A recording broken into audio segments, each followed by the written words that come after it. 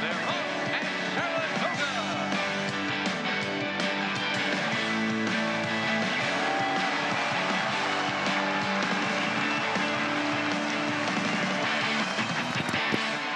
Next on Saratoga Live, 2-year-old fillies take their turn routing on the turf in the P.G. Johnson, where Chocolate Kisses looks to follow up her maiden score with a stakes victory. Minted is part of an unplaced duo of fillies in the feature for meet-leading trainer Chad Brown. She makes her state's debut as the most experienced filly in the field. And we'll preview Saturday's Grade 1 Woodward Stakes for last year's Haskell winner Guinevere. Looks to put himself in the conversation as one of the top older horses in the country. All that and much more coming up on this Thursday edition of Saratoga Live. It is presented by Claiborne Farm. 100 years of doing the usual unusually well. Great to have you with us on Fox Sports 2 and other regional networks across the country. A beautiful afternoon here in Saratoga Springs at the premier race meet in the entire country. Crowd still coming in as we continue at our final week, final chances to get a little Saratoga in before we pack things up for the summer out here. Greg Wolf alongside former New York Met, LA Dodger, Paul LaDuca, New York Racing Association handicapper, Andy Serling, our feature race. So it's 2-year-old fillies on the turf and Chocolate Kisses for trainer Mark Casse. Her turf debut, she looked pretty good. Yeah, she was really good. And considering Andy, like, listen, Mark Casse, this isn't the kind of meet he wanted. He's had 2 wins. Not the kind of meet anybody wanted. I know, right? He's had 2 wins. It's been a little bit unlucky. 11 seconds, 9/3. But this filly was one of the wins, and she did it off a 5.5 furlong sloppy race. So she was doing something for the first time, so you got to give her a little credit. And the beauty of horse racing, you can always redeem yourself. A win by Chocolate Kisses makes the meeting a lot better. Right? He's got a shot. He's got one of the favorites in the Grade 1 Spinaway this weekend. Those are the kind of things that can turn around a meeting. Yeah.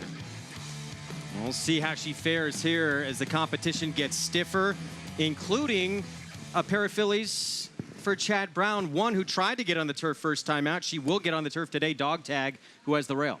And somehow people managed to avoid Chad Brown yesterday in the 2-year-old stake for the boys. Well, they're not avoiding him here. And much like yesterday's race where Todd Pletcher ran a maiden that had run once in an off-the-turf race, and that horse was dominant, he's going to be running Dog Tag in here under similar circumstances. He obviously must be confident. And just like yesterday with Pletcher, they're trying to use this race with a first or second place finish to guarantee themselves a spot in the Breeders' Cup juvenile turf races. It'd be very interesting. This horse showed a ton of speed first time out. Chad's horses usually don't show a lot of speed. I'm wondering what's going to happen from the beginning of this race.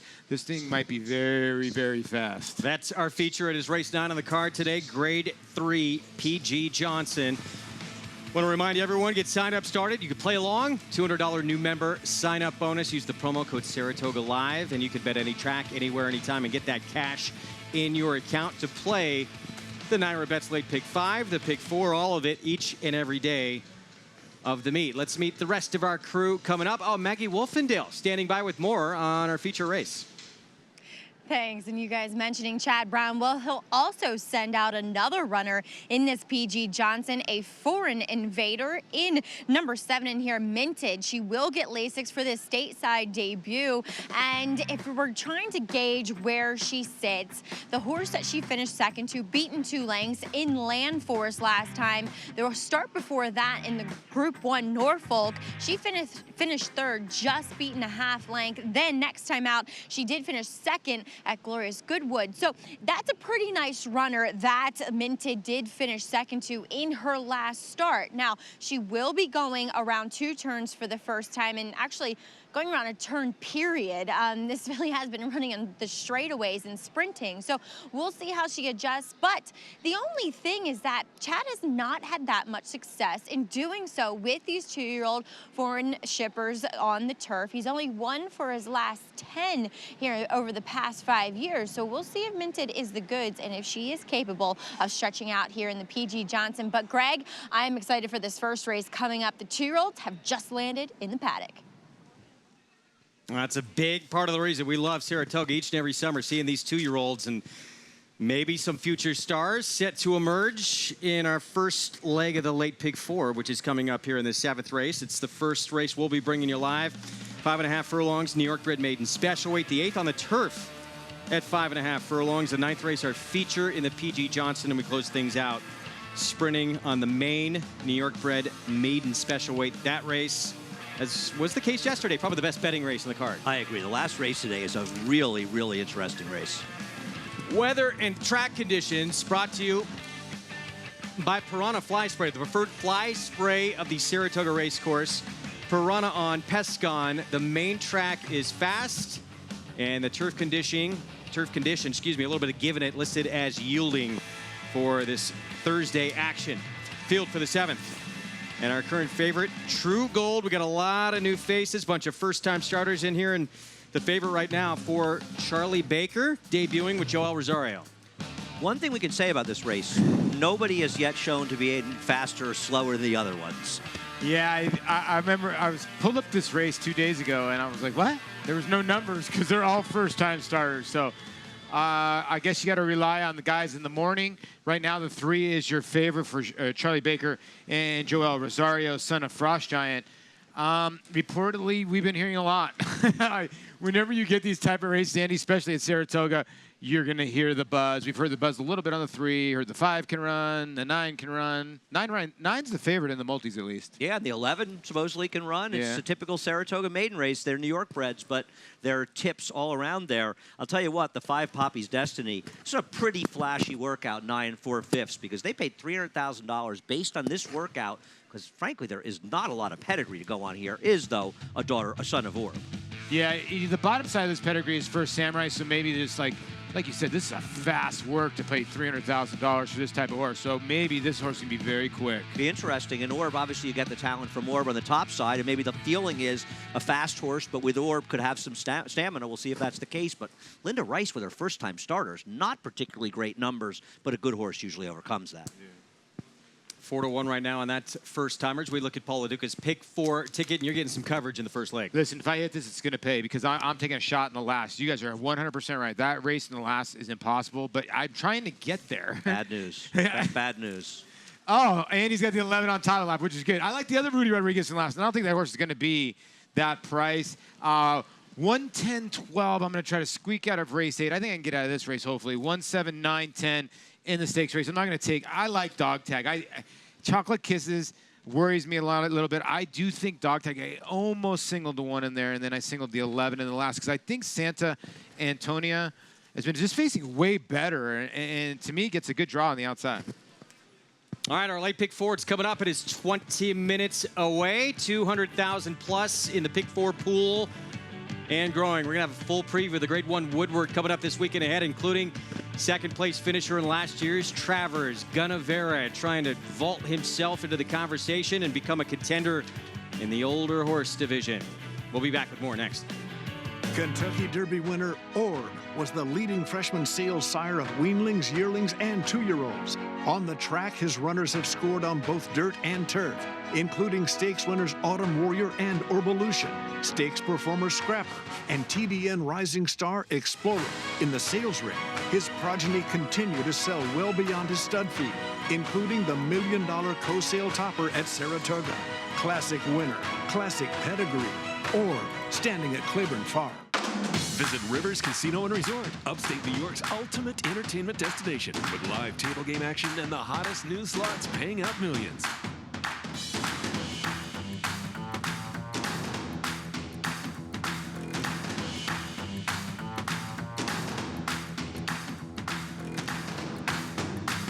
Book your luxury waterfront room or suite at upstate New York's premier resort, the Landing Hotel at Rivers Casino and Resort.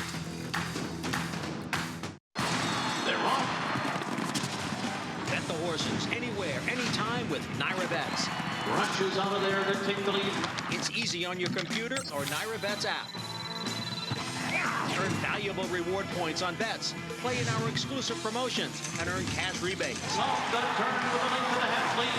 Sign up now. Bet $200 and get $200. Bet any track, anywhere, anytime. NairaBets.com. His record-breaking accomplishments on the racetrack paved his way here to the Stall of Legends. Now retired to stud, we welcome the dawning of a new era as this esteemed champion hopes to stake his claim to immortality. His blazing speed and striking good looks have been passed down to his remarkable first foals. Foals that will carry the flag of their famous father and one day hope to break records of their own. Medication-free and undefeated in sprint competition. Run happy, standing at Claiborne Farm.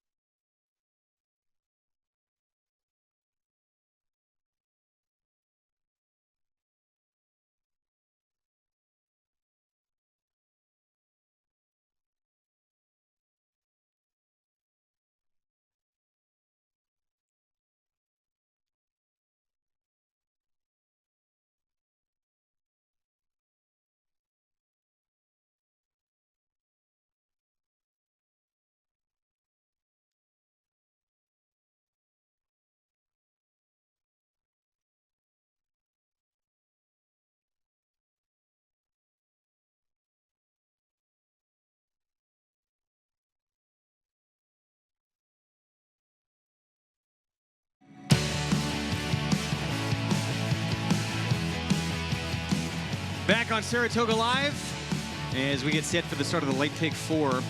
Coming up here on this Thursday afternoon, you can get involved with the show without risking any of your own money, and you're competing for real prizes with the Saratoga Showdown. Go to NYRA.com/showdown. We had someone create an incredible $1,000 plus bankroll yesterday. That was the highest we have seen. We're going to show that leaderboard at the end of the show. Good luck. Part of the prizes you're competing for: grand prize ticket package to next year's Belmont Stakes. So good luck, everybody. Time for a paddock report right now. We're going to check in with Maggie Wolfendale. It's brought to you by Hillendale Farm, now standing Curlin for $150,000. Maggie? Thanks, Greg. And we'll take a look at number 2 here. That is Grammy Dance to start the conversation on my end, and going out for the ever dangerous, especially in these types of races, 2-year-old first-time starters for Rick Violet. He is one that, he carries great flesh, great conditioning to him overall. Going back and watching his workout 2 back, I wasn't that impressed within the context from pole to pole, if you will, of that 3/8 breeze, because it just looked as though he was almost a little bit more on the turfy kind of side, being a son of Twirling Candy. But then all of a sudden at the wire, the rider kind of opened his hands and asked him, and he cleared off from his workmate by about 10 lengths around the turn. So there's definitely a lot of conditioning and a lot of stamina put into this horse, and that's obviously why Rick is successful with his 2-year-olds, because he just really has them fit. He leaves no stone unturned. Does show up wearing blinkers. We'll see if that has any bearing on how he runs here today. It's not something I typically see with Rick, but then again, I'm not too scared of it either. Taking all the early money is number 3, True Gold, a half-brother to Gold for the King. And just the family were very good dirt sprinters, and also there's some precocity in the family as well. And this guy's super classy, just walking around like he's done this a million times before. Is built a lot differently than his half-brother, that's for sure. He's actually a little bit more on the shorter side and built as if he should have more speed, whereas Gold for the King is a fast horse. So this guy actually looks faster because he's built downhill. He has those big hindquarters. He's a little more broad, has a little more substance to him as well. I like what I'm seeing from this horse, and I think the money is meaningful. Now, number 5 is Poppy's Destiny, who sold for $300,000, the son of Orb, at the OBS sales. And I know you guys have seen this workout before, but did work 9 and 4, and that's pretty much the fastest time that you'll get for those 8th breezes. And the rider pretty motionless, which is also quite exceptional too. And this guy just looks very, very quick in his stride. That's what you want to see with these horses that are dirt sprinters, and I'm getting the same impression here in the paddock. And yes, I know Linda not quite known for her first-time starters, and maybe this guy will be one of those successful second-time starters. He looks fit to me, and that's usually my biggest criticism with Linda's horses, but wow, does he have a nice engine on him as well. Now, as we'll take a look at number 9, Risp, who Paul alluded to, taking money and may end up being towards the favorite come post time. This is a very big son of Violence. Very big, rangy, scopy type. I like to see that physical maturity in these types of runners. He's pretty chilled out here in the paddock. I did go back and watch his last breeze, which just seemed like a maintenance kind of 3/8 heading into this. And I love the way he moved. He just floated over this Saratoga main track for Tom Busch. So that's always something to be considered. The problem is, though, is while there's plenty of pedigree to suggest that he could be a dirt sprinter, doesn't look like it. And he's very laid back here in the paddock. So the question is, will he show any early speed, Greg? That is the big question here, going over preparations. Jockey and trainer talking plans, 9-2 right now on this Son of Violence. Yeah, listen, Violence was a brilliant 2-year-old, right? And then he got hurt, and 5-star day, a lot of precocity on the 9, both sides. I think Castellano taking the Mounts the key, I guess. Well, it is interesting to see that, and a couple of things. The dam herself, 5-star mama, very, very talented sprinter for trainer Jenna Antonucci, and $275,000 for a weanling. That's a really big price. You rarely see them going at that level. Yeah. So this horse sold for a lot of money. Tom Busch, not a guy I know with first-time starters, but sort of anyone can ultimately win with a good one, right? I'm with him here. Like, I think you got to throw the stats out the window in this race because there's really no buzz in the morning like from the clockers. You're getting it from people's ears, and there you see the 2. And Rick Violette's good with his first-time starters. I mean, let's just be honest. No, he's tremendous. He really is. And they frequently have speed. And this is an interesting one. You see, I was working at Golden Gate in the synthetic not long ago. Well, that horse who ran yesterday, Ultimate Enticement, same connections as these. And you might remember that horse ran last year. It was a New York bred as well. Debuted at Golden Gate, ran the synthetic, came here, ran a very good second to a hot Chad Brown firster, and then broke his main the next start. And he turned out to be somewhat talented. So they have done this before, these connections. That's a good piece of information because I was asking you earlier, like, what's going on here?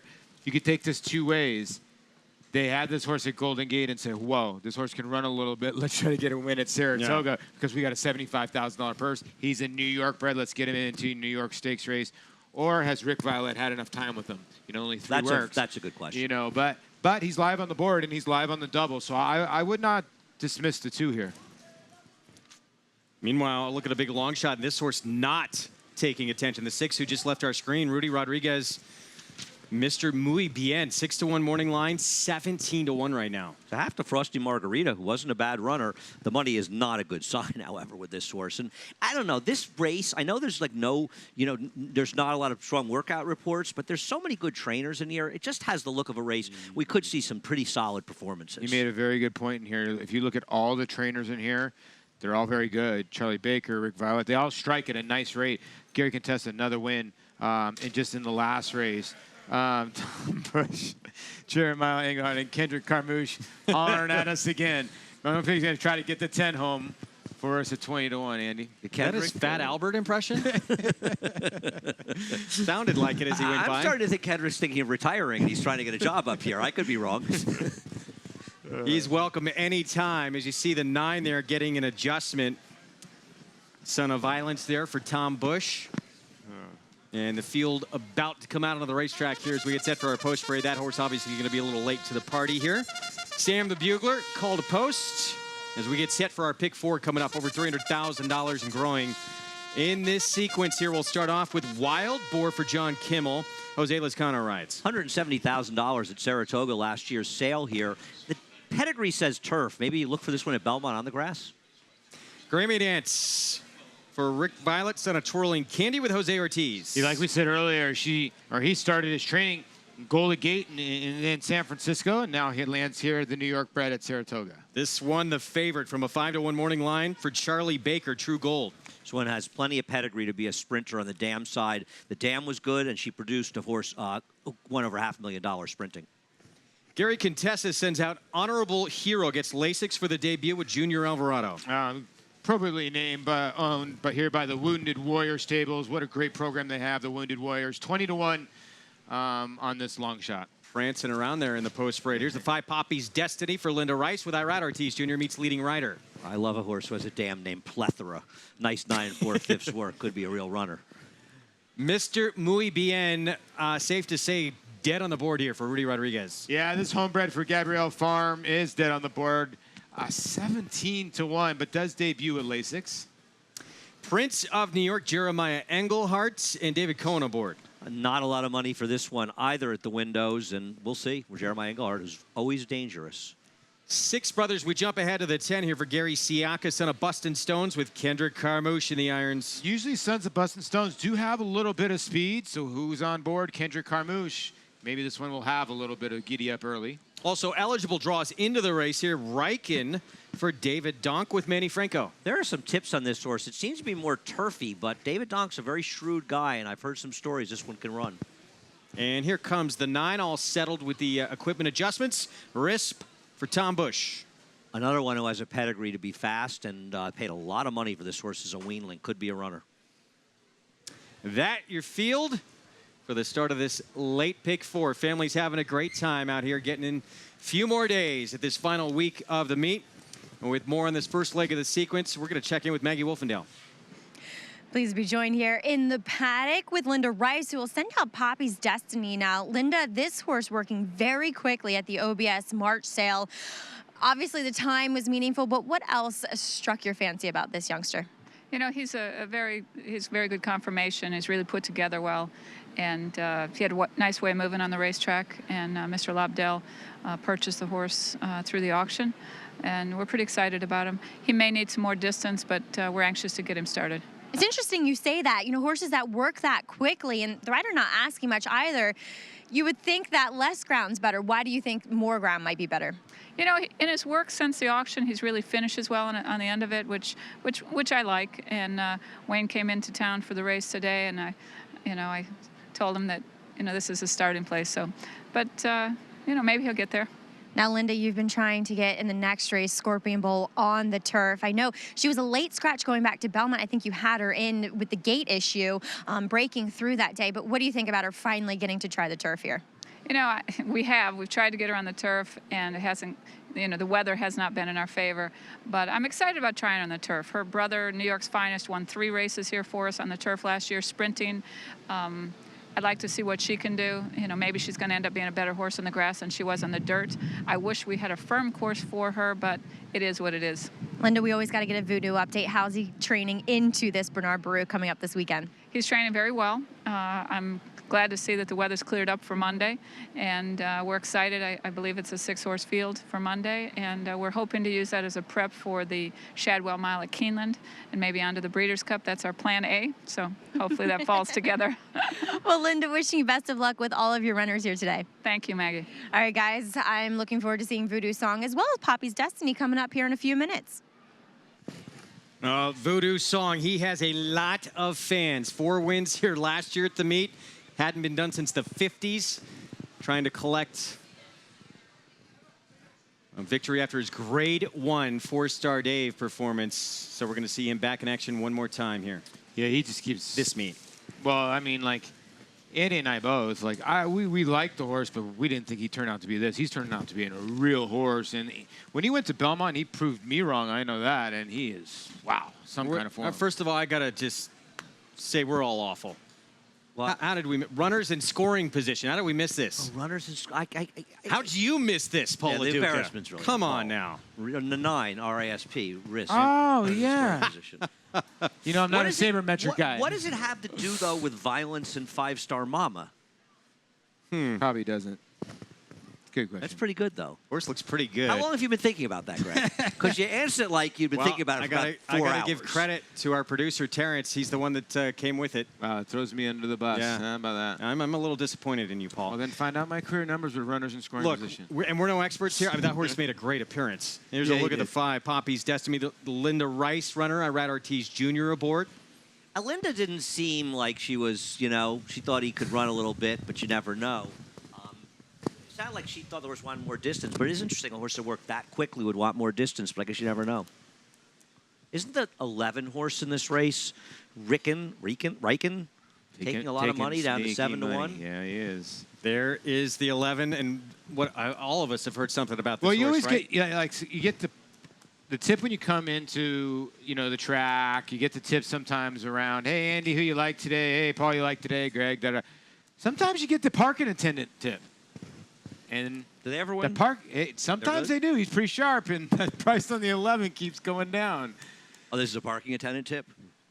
This is a parking attendant tip, the 11? He parks the jockey's cars. Listen, you know. Pick 4 at almost $400,000 as we close in on this 7th race here coming up. Let's check in quickly again with Maggie. Thank you, Greg. And as far as number 9 in here, Risp, we saw him getting a quick saddle adjustment before he made it out onto the track. But when he did make it out here, Javier Castellano giving him a big warm-up because, as I said, he's very quiet. I guess he just thought he was out here for a school, but Javier saying, hey, buddy, it's time to run. But, boy, look how lovely he's moving across the track. This is the same vibe I got from him watching him in his workout, in his latest workout. He's just kind of very effortless in his movement. I love to see that. Now, number 11, on the other hand, Riken for Dave Donk. I wasn't in love with his sales workout. You know, as Andy kind of alluded to me, he almost looked more turfy. He had that kind of high action, rapid stride. It wasn't the most appealing to the eye, that's for sure. And looking at this guy, while he looks like a sprinter, we'll see, he might be okay on this surface, just ever so soft around the edges. He just might benefit from getting a start here, as we do see the jockey off number 3 in here, True Gold behind the gate. Look, he's jumping back on. Time to cowboy up there, Joel Rosario. Wow. These guys are good at what they do. You know how hard that is? People don't realize when she's saying cowboy up, it's like she's not, what she was meaning was the jockey's not getting a leg up. It's tough to do. You got to be very strong. Just shows you how athletic these guys are. Joel may be one of the strongest riders in the game. Yeah. He's a very strong guy. There's a look at Paul Duca's selection. 14-1, scaring you that this horse was 5-1 and getting no attention? 100%. I would not play the 7 with your money now. A lot of guessing when you make. But these there picks, is guessing here. especially that Like, early. and people will come to me and say, okay, you picked the 7. Why would you go away? Now you're getting 14-1. Well, you got to read the board when it comes to these 2-year-olds. And right now it's telling me at least the 9, the way that he looks is the horse to beat.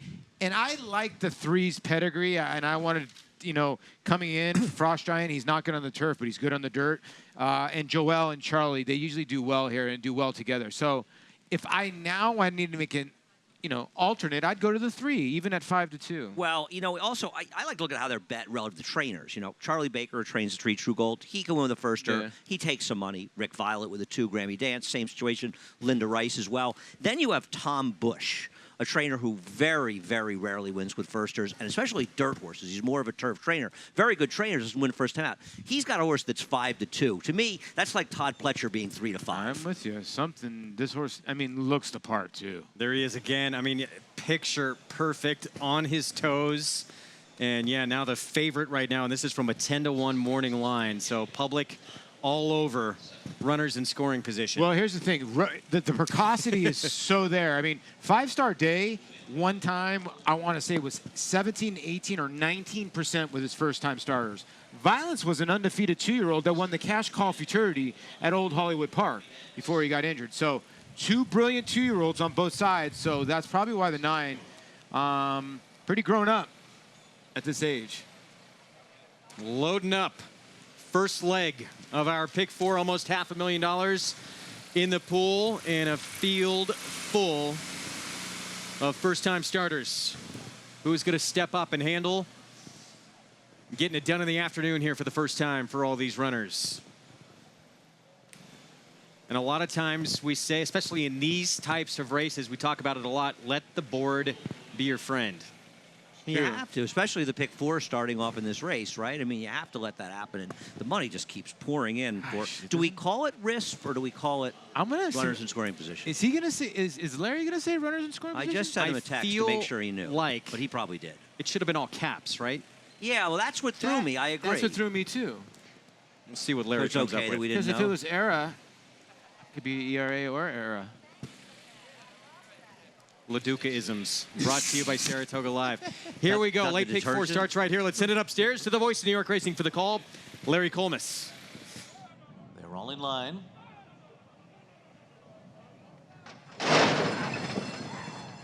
They're off. Six Brothers up and after the early lead with Poppy's Destiny. These two speed off from the others, opening up to lead by 2. Grammy Dance running in 3rd position on the inside as they head up the backstretch. Then it's Riken in 4th by another 2, followed by True Gold and then Wild Board to the inside. RISP is next, racing 6 lengths off the lead, cleared 2.5 from Honorable Hero, who's next on the inside. Then it's Prince of New York and Mr. Muy Bien is last of them all as they make their way around the turn. 22.96 the quarter. On the inside, it is Poppy's Destiny, Six Brothers to the outside, matching strides on the lead. And then it's Grammy Dance running in 3rd position, 2 lengths off of them, followed by Riken as they come toward the top of the stretch. Farther out, True Gold trying to put in a run, and RISP is also gaining ground on the far outside. Poppy's Destiny, though, with a 3-length lead coming into the last strides here. True Gold is next. RISP on the far outside. They're coming down to the line. Poppy's Destiny, True Gold, a final bid. May have got there. It's close. The two of them right together. Very tight there on the wire. RISP was 3rd. Dead tight finish at the wire. I am not sure who got there. This is very, very tight here. Inside. All right. Wow. And I think the inside just Yep. held here. Yeah. 3 got the bob past the wire. Poppy's Destiny. She got leg where he got leg where he laid. It looked like he was dead home. Looks like he was running away from the field here, and that's number 5, Poppy's Destiny, we believe, won the photo over the number 3, True Gold, flying in the finish, coming through the inside. And runners in scoring position, or risk, however you want to say it. What happened on the backside I mean, he there? seemed like he was bearing out a little bit. He almost steadied, not really sure. Maybe we could watch the early part of the race, but he certainly ran well, and maybe that's, accomplished. His horses often need a race because he might be the one you want out of this race the most. Wide around the turn as well. Oh, this is close. That is insanely close. And we always talk about it's not the pole, it's the mirror. And like the 3 gets bob of life, but I think the 5 is physically in front. And look at Irad Ortiz Jr. looking to his right, and Joel Rosario. There's Linda Rice, and I think she's now probably saw that bob and wondering what happened here. This is really tight. 5-1 or 7-2 if it's that horse on your screen. True Gold for Charlie Baker, who for a long time was the favorite in the wagering. Wound up being the 9 RISP. As we take one more look inside the 5. Off from that angle, looks like the 5. Yeah, it did. They put it up, the 5-1. There And we it go. is unofficially the 5 by a whisker. Seen some close finishes this meet, Wow. haven't we? Look at Irad. Yeah, you're right. Joel's fully extended, and Irad looked back.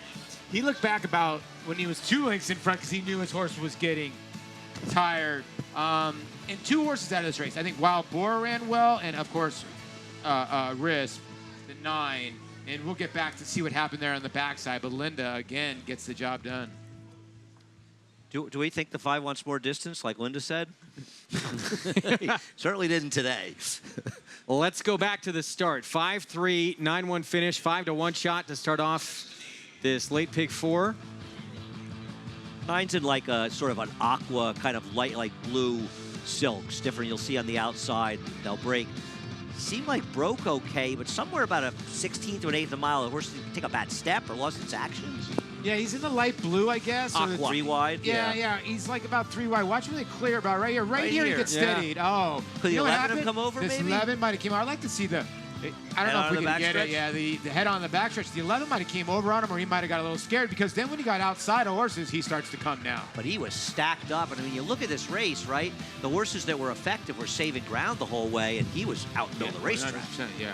Completely lost his momentum right there. Then he had to swing wide. And in the end, winds up hitting the board. But one to keep your eyes on, no doubt. Next time, now you see Irad taking a look back. Yeah, True Gold is coming with Joel Rosario. But just enough of the tank to hold that one off. Took a photo finish, but the meet's leading rider, give him another one. 5-3, 9-1 finish, 5-1 start again to the late pick 4. We'll be back with prices and set up the 8th race right after this. Linda Rice gets another win here at Saratoga.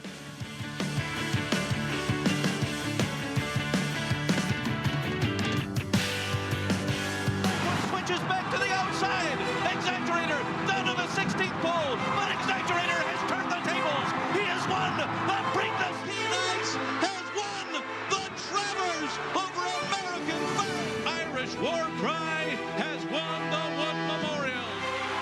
Alice Ellis. Good Magic's gonna win his first race, and he's gonna do it in the Breeders' Cup Juvenile.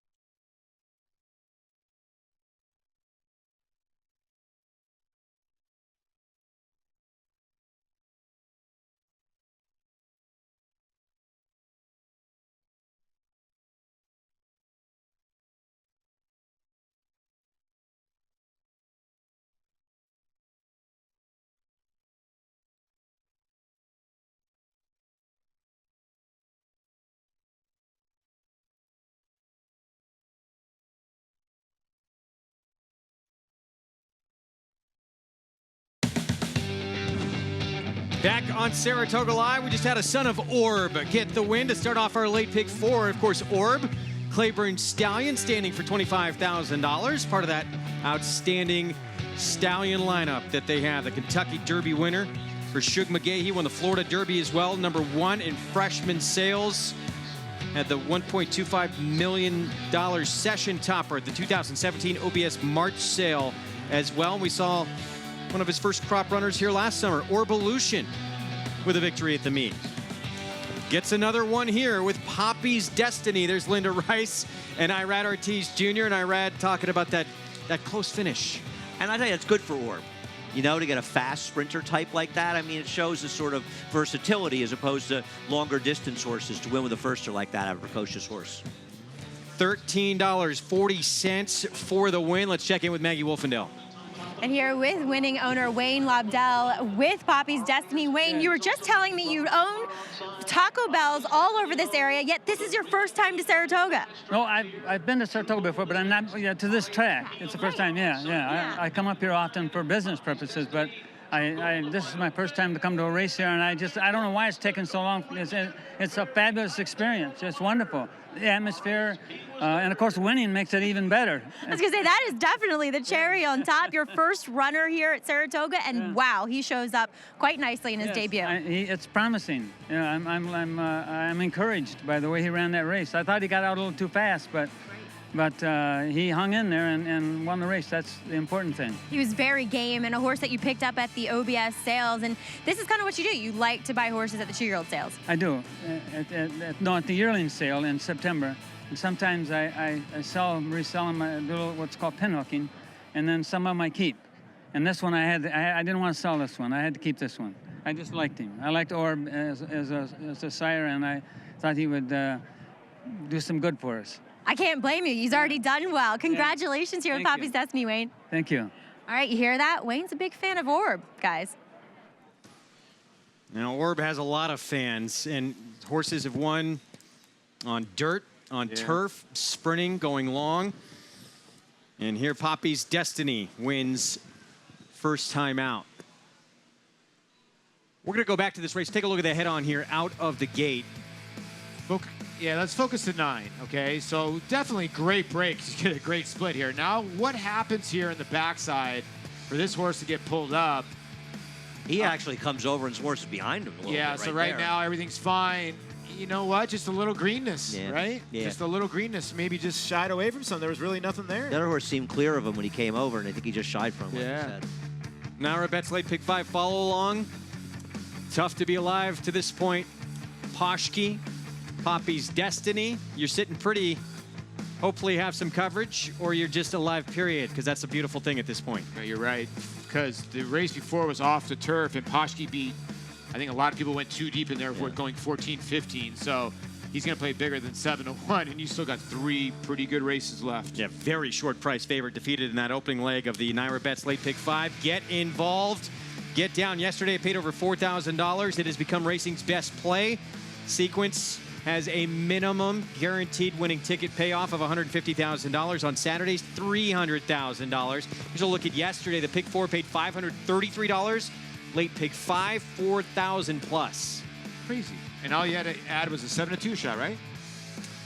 And the race horse was 7-2, right? Feels like a long time ago. I know, right?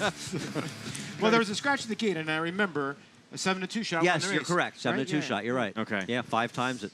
Look what you got. Coming up this weekend, we have Grade 1 action for older horses, and a race that I made my first ever trip here to Saratoga to see when Rachel Alexandra beat the boys, older males, in the Woodward. Here's a look at this full field that we have lining up, including Yoshida, who will be trying the dirt for the very first time for Hall of Fame trainer Bill Mott. Yeah, and this is a horse, maybe he can handle it, maybe he cannot. Obviously, his grandsire Sunday Silence was a beast on the dirt, and whether he'll be able to do it or not will remains to be seen. He's done it before with horses named Cigar and Good Samaritan. We'll see what Yoshida's made of. He's a good turf horse. We'll see if he's a good dirt horse. Meanwhile, Imperative, the multi-millionaire, making his 3rd start back off over a year's layoff. We broadcast him winning the Charlestown Classic in April of 2017. He has not run particularly well in his 2 comeback races this year. He'd have to improve even off his best race.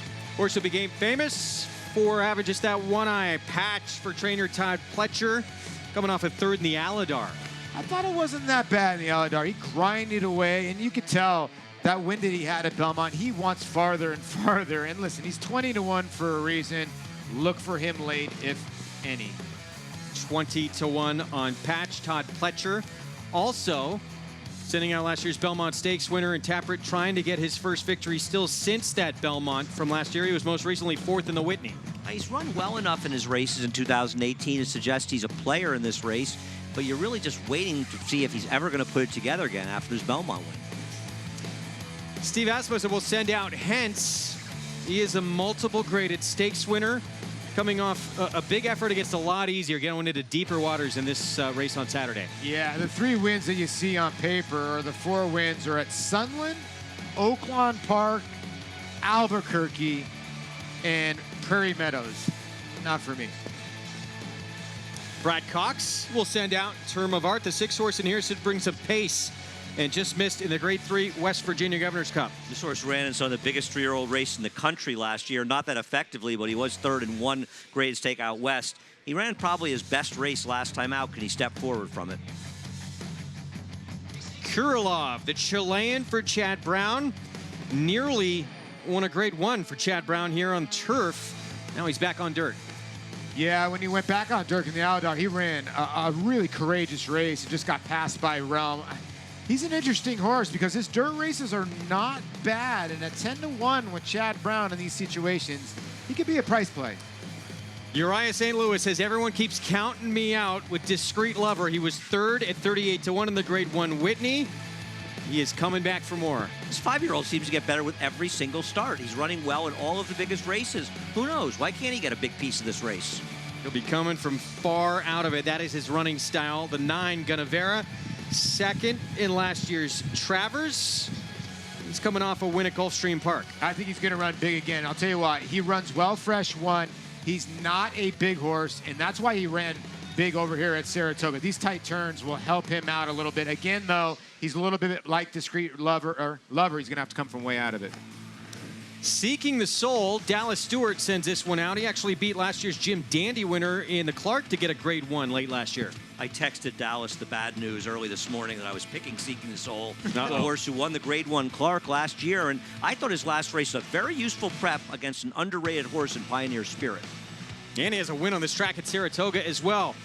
Apologize if I pronounce this wrong here. Leo Frick for Brad Cox. Kendrick Carmouche will be aboard, and this horse showed speed last start and got a win. Listen, this is not the worst 20-1 shot. A horse has got a win at Oaklawn, win at Fairgrounds, Prairie Meadows, Mountaineer. I get it. But this horse is in tremendous form right now, so maybe take a shot at a long shot there. And Sunny Ridge for trainer Jason Service. He won the state dinner impressively at Belmont back in early July. He's a cool horse who arguably ran the best race he's ever run last time out. He can build on that, and he can find early position from his outside post. He could be one of the horses to beat. Meanwhile, Zanotti. There's Zanotti, 20-1, the never-ending field. Yeah. For Juan Carlos Guerrero, Jose Lezcano will ride. How about Zanotti's 2017? Hasn't been the same as 2018, but 5 wins with 3 seconds, but he got back to life in the Monmouth Cup last time. He's a pretty cool horse. They claimed this horse for $25,000. And Rally Cry for Todd Pletcher, another Pletcher entrant in here. And he needs better than what he showed in his comeback race as a 5-year-old. I know, I expect more from him, and he's a talented horse, but he's never put together the big races, and Larry Colmus thought he was done with races like this after the Kentucky Derby. He ran so good here last summer at Saratoga, so we'll see if maybe he can surprise and step up in that race. Deep field, there's no real standout. It's a tremendous betting race in a race that has so much history here. It's funny, too. Sometimes you're better off for these races if you don't get a big superstar that everybody's afraid of, because everybody wants to take a shot, and you go to the field and you realize there's an awful lot of horses in here that can win. Yeah, and the issue is who is the true pace in here, and is the true pace good enough to win this race? It's going to be a very, very interesting race. And you're right. I think the betting favorite's going to be like 9-2 somewhere in that area. Probably should be. I mean, the speeds are stacked up on the outside. The 12, Yeah. the 13, the 14. Tough to get over from there. Will somebody towards the inside try to be aggressive and steal it? We'll see. We're going to take a break. We'll be back. Our feature race still to come on this Thursday afternoon. It's 2-year-old fillies going a mile and 16th on the turf, and Minted ready to make her state's debut for Chad Brown. She faced the boys, ran second against them at Tipperary in Ireland last time out against a real good one named Land Force. We'll be back right after this. They're off. Bet the horses anywhere, anytime with Naira Bets. Brunches out of there to take the lead. It's easy on your computer or Naira Bets app. Earn valuable reward points on bets. Play in our exclusive promotions and earn cash rebates. Sign up now. Bet $200 and get $200. Bet any track, anywhere, anytime. NairaBets.com. Eclipse champion Blade is having a breakout year in 2018. Among the nation's leading sires of stakes horses, his recent top runners include Fault, Maraud, Marley's Freedom, Beyond Blame, and Miss Kentucky. He's also making a name for himself internationally with French Classic winner Singh.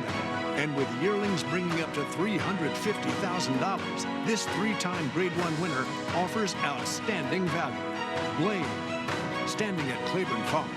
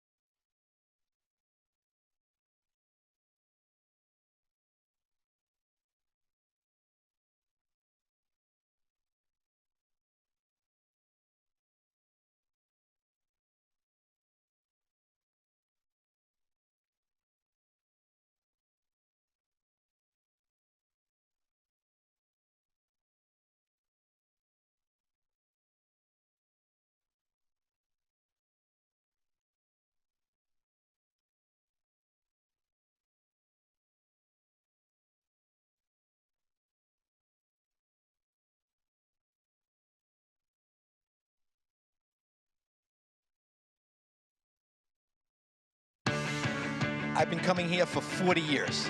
39 years.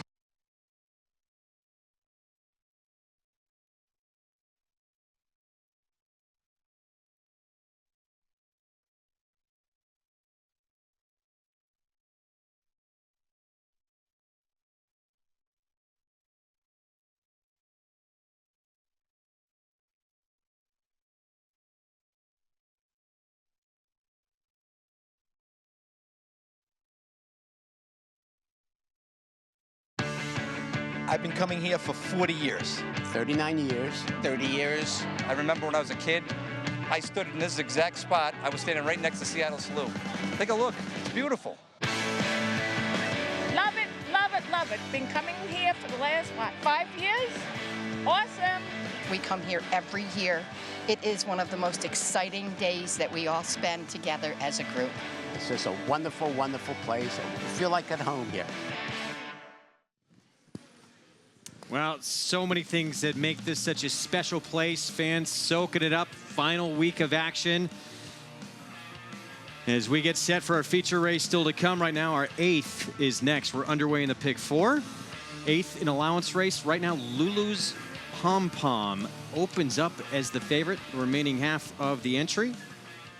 Yeah, the speed. Don't forget, by the way, if you are out here, one more giveaway. September 2nd, which is Sunday, is Windbreaker giveaway, and it's pretty good. All right, thanks for that, Paulie. Paddock Report time. We're going to check in with Maggie Wolfendale now. It's brought to you by Hillendale Farm, now standing Byron for $15,000.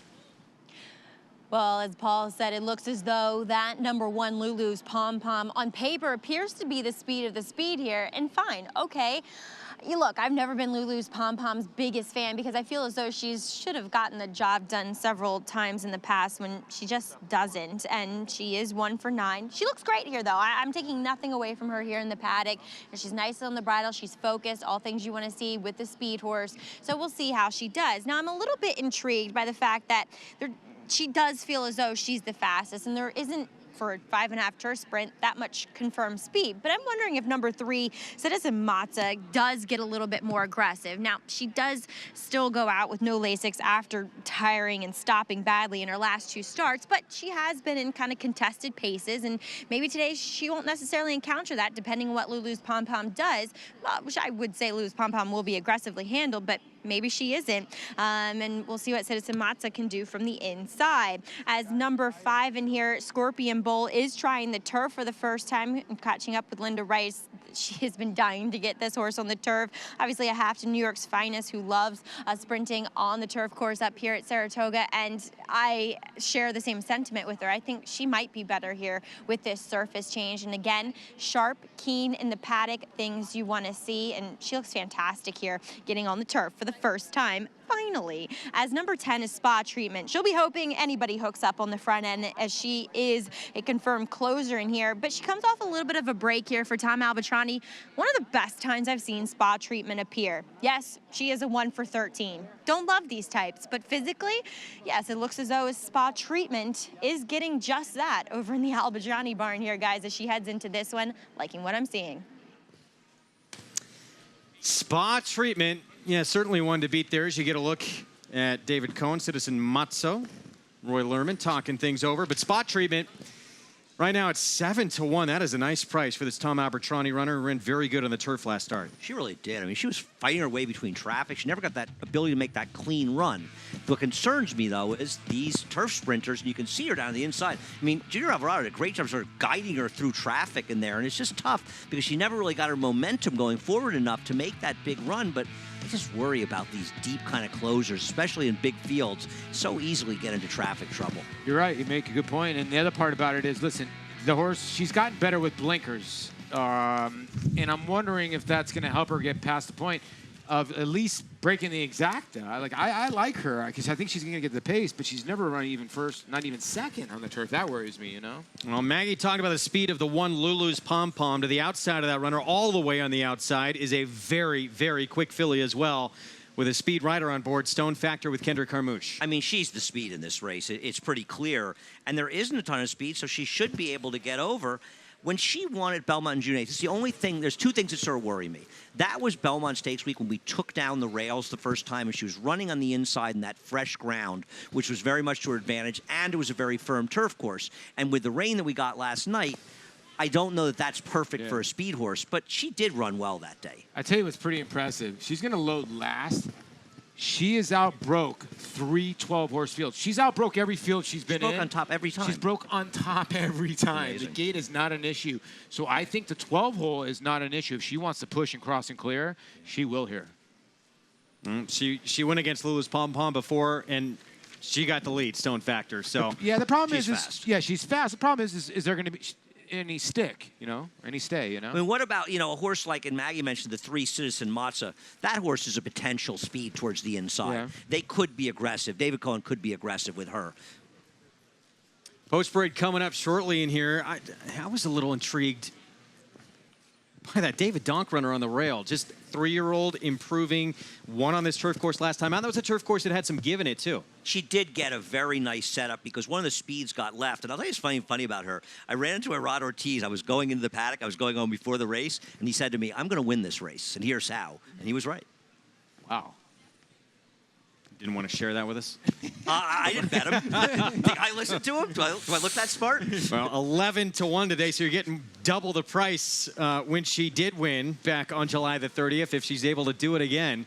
As we get set for our post-parade here coming up, we're going to start off with Tiffany's Freud, 35-1 long shot, who is just 1 for 24 lifetime. Yeah, she's had her chances. She has some back races that are good enough, but her form this year has not been good. Trained by Leo O'Brien. Luis Reyes will be in the irons. Here's the 1. And this is Lulu's Pom Pom, 3-1 on Rad Ortiz Jr. A horse that can be forwardly placed in here, but when she won 2 back, she set an awfully slow pace. She'll break from post 6 in this field. The rail goes to the one we were just talking about, Merlin's Muse for David Donk. Yeah, I'm with you, Wolfie. I thought that race was good, but she's going to have to improve. And you get Manuel Franco aboard as Irad leaves for the 1 in here, Lulu's. Citizen Matzo, 18-1 for Roy Lerman. She's got a really good turf pedigree. A pedigree to sprint in the turf, but her first turf race, she did not run well. Scorpion Bowl, trying the turf for the first time for Linda Rice with Junior Alvarado. She's my top pick based on the pedigree. The half was a City Zip, but she's a ghost zapper, and he's a good turf influence. Wontonk Queen, it's a big price on a horse that does have some ability. 7-year-old mare, though. A little bit like Spa Treatment, maybe the poor girl's version. She needs a lot of pace and the perfect setup, but she'll come running.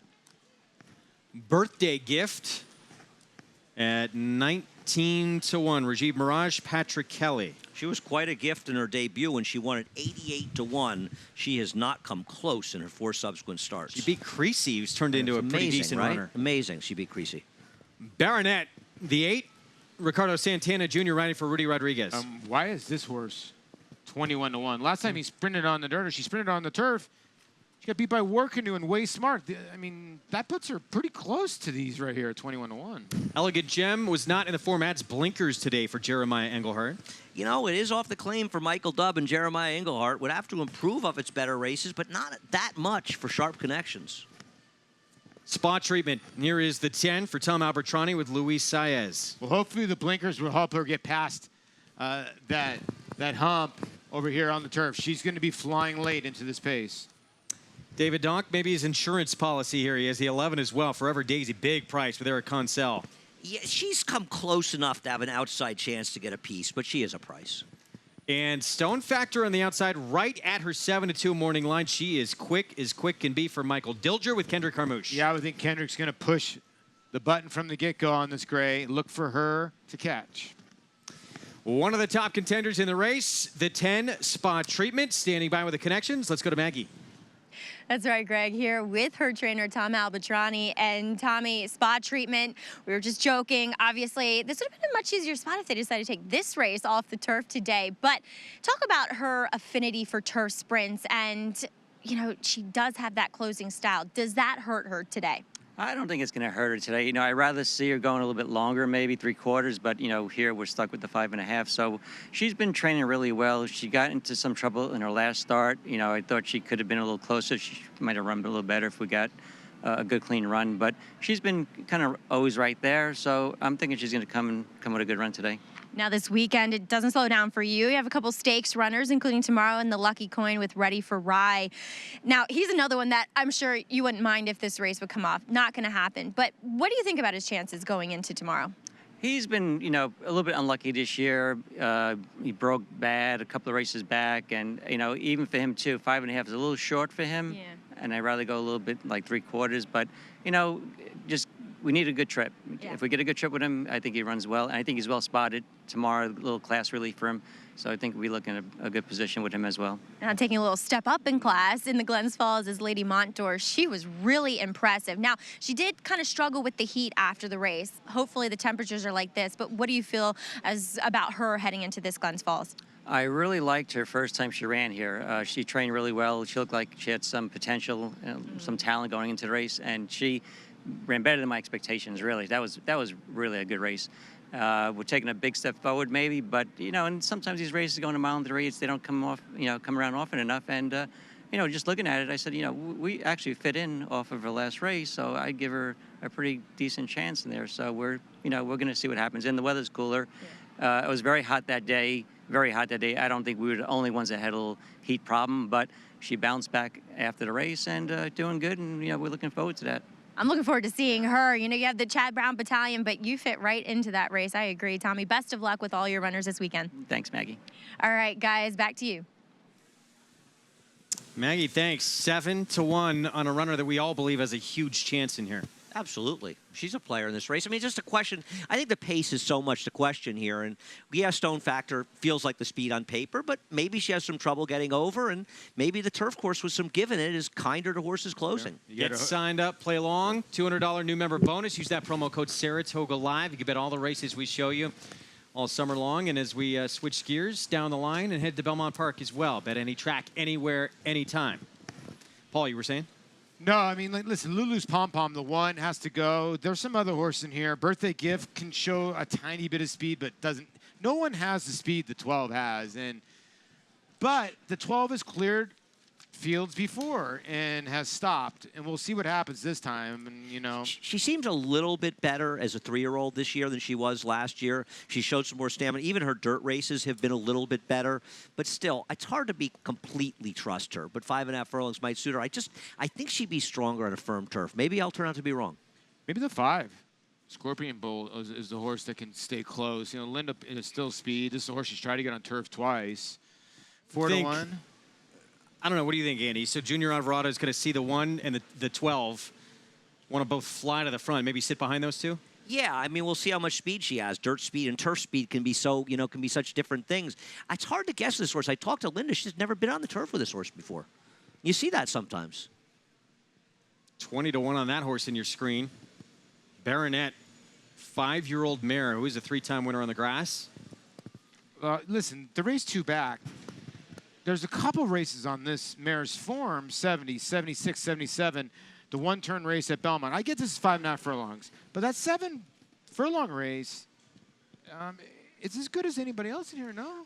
I think Baronet is actually, there's an argument that she's the most talented horse in this race, to be honest with you. I just don't know if 5.5 furlongs is going to suit her. But you're talking about a horse that's 19-1 right now, and she, on her good races, might be the best horse in the race. So I don't have a problem with somebody taking a shot. Rudy Rodriguez turning back to sprints of less than 7 furlongs in turf routes. He is just 2 for 54 over the last 5 years with 25% ROI.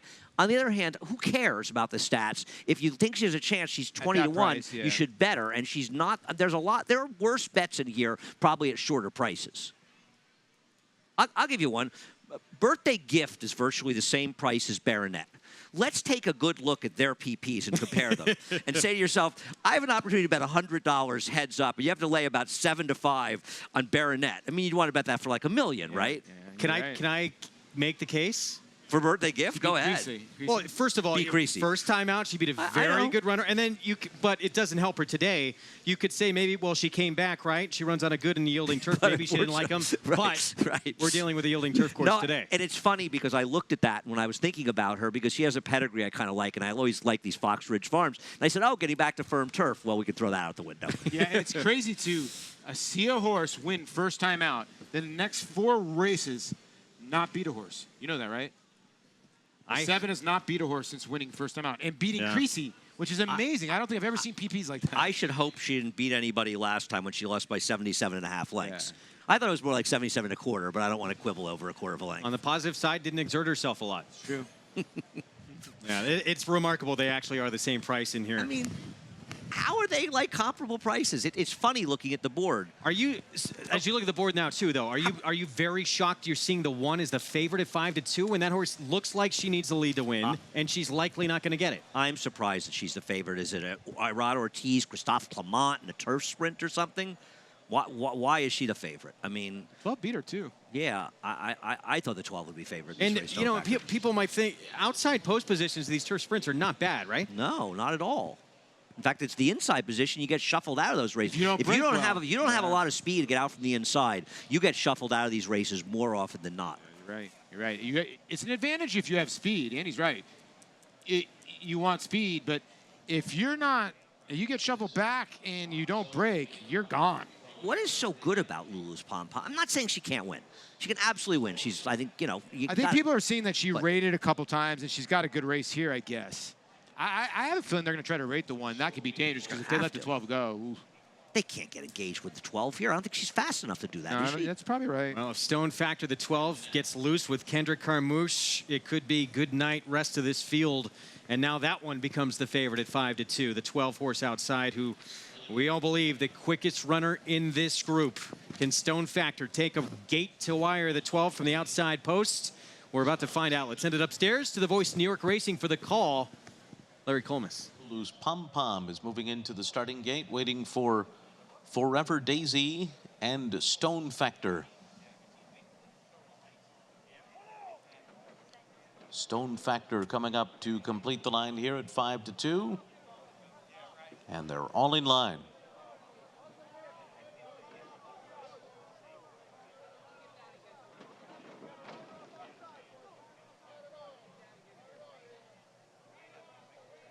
Trying to settle them down here.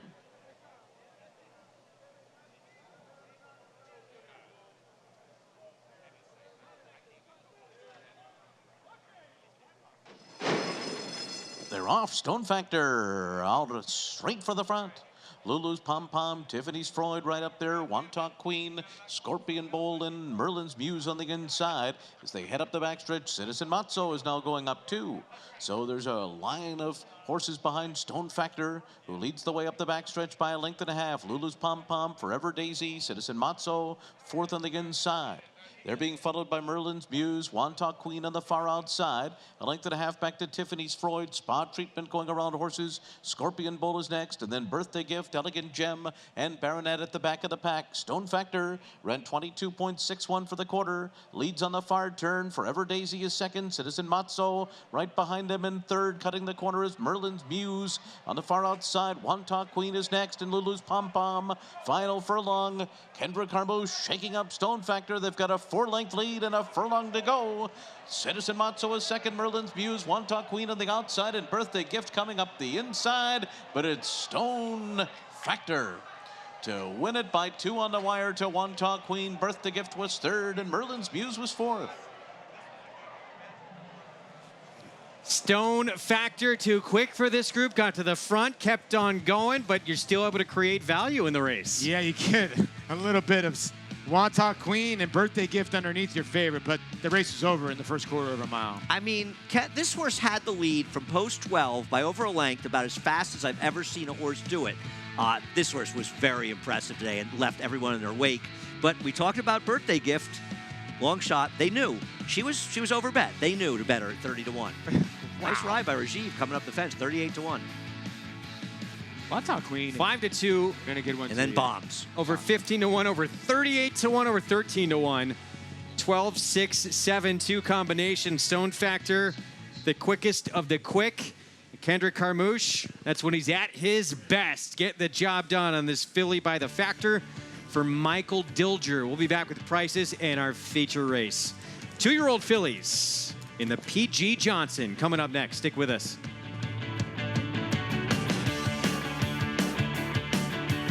Grade 1 winner Lee traveled the world competing against the best of his generation. A graded stakes winner on both dirt and turf, he set a new track record in the Grade 1 Don Handicap and retired with earnings of more than $2.3 million. Now his flashy first crop yearlings are turning heads with a striking resemblance to their internationally successful sire. The sky's the limit for this promising young stallion. Lee, standing at Claiborne Farm. How do New York breds perform? They win in world-class company. From Grade 1 races in Dubai, where New York-sired, New York-bred Mind Your Biscuits won the Golden Shaheen for a second time, to Belmont adding to his status as the richest New York bred with a close second in the Met Mile. The Belmont Festival saw 2 more New York breds become millionaires, 4-star Crook in the New York Stakes, and world record setter Disco Partner with a repeat victory in the Jaipur. New York breds, get with the program.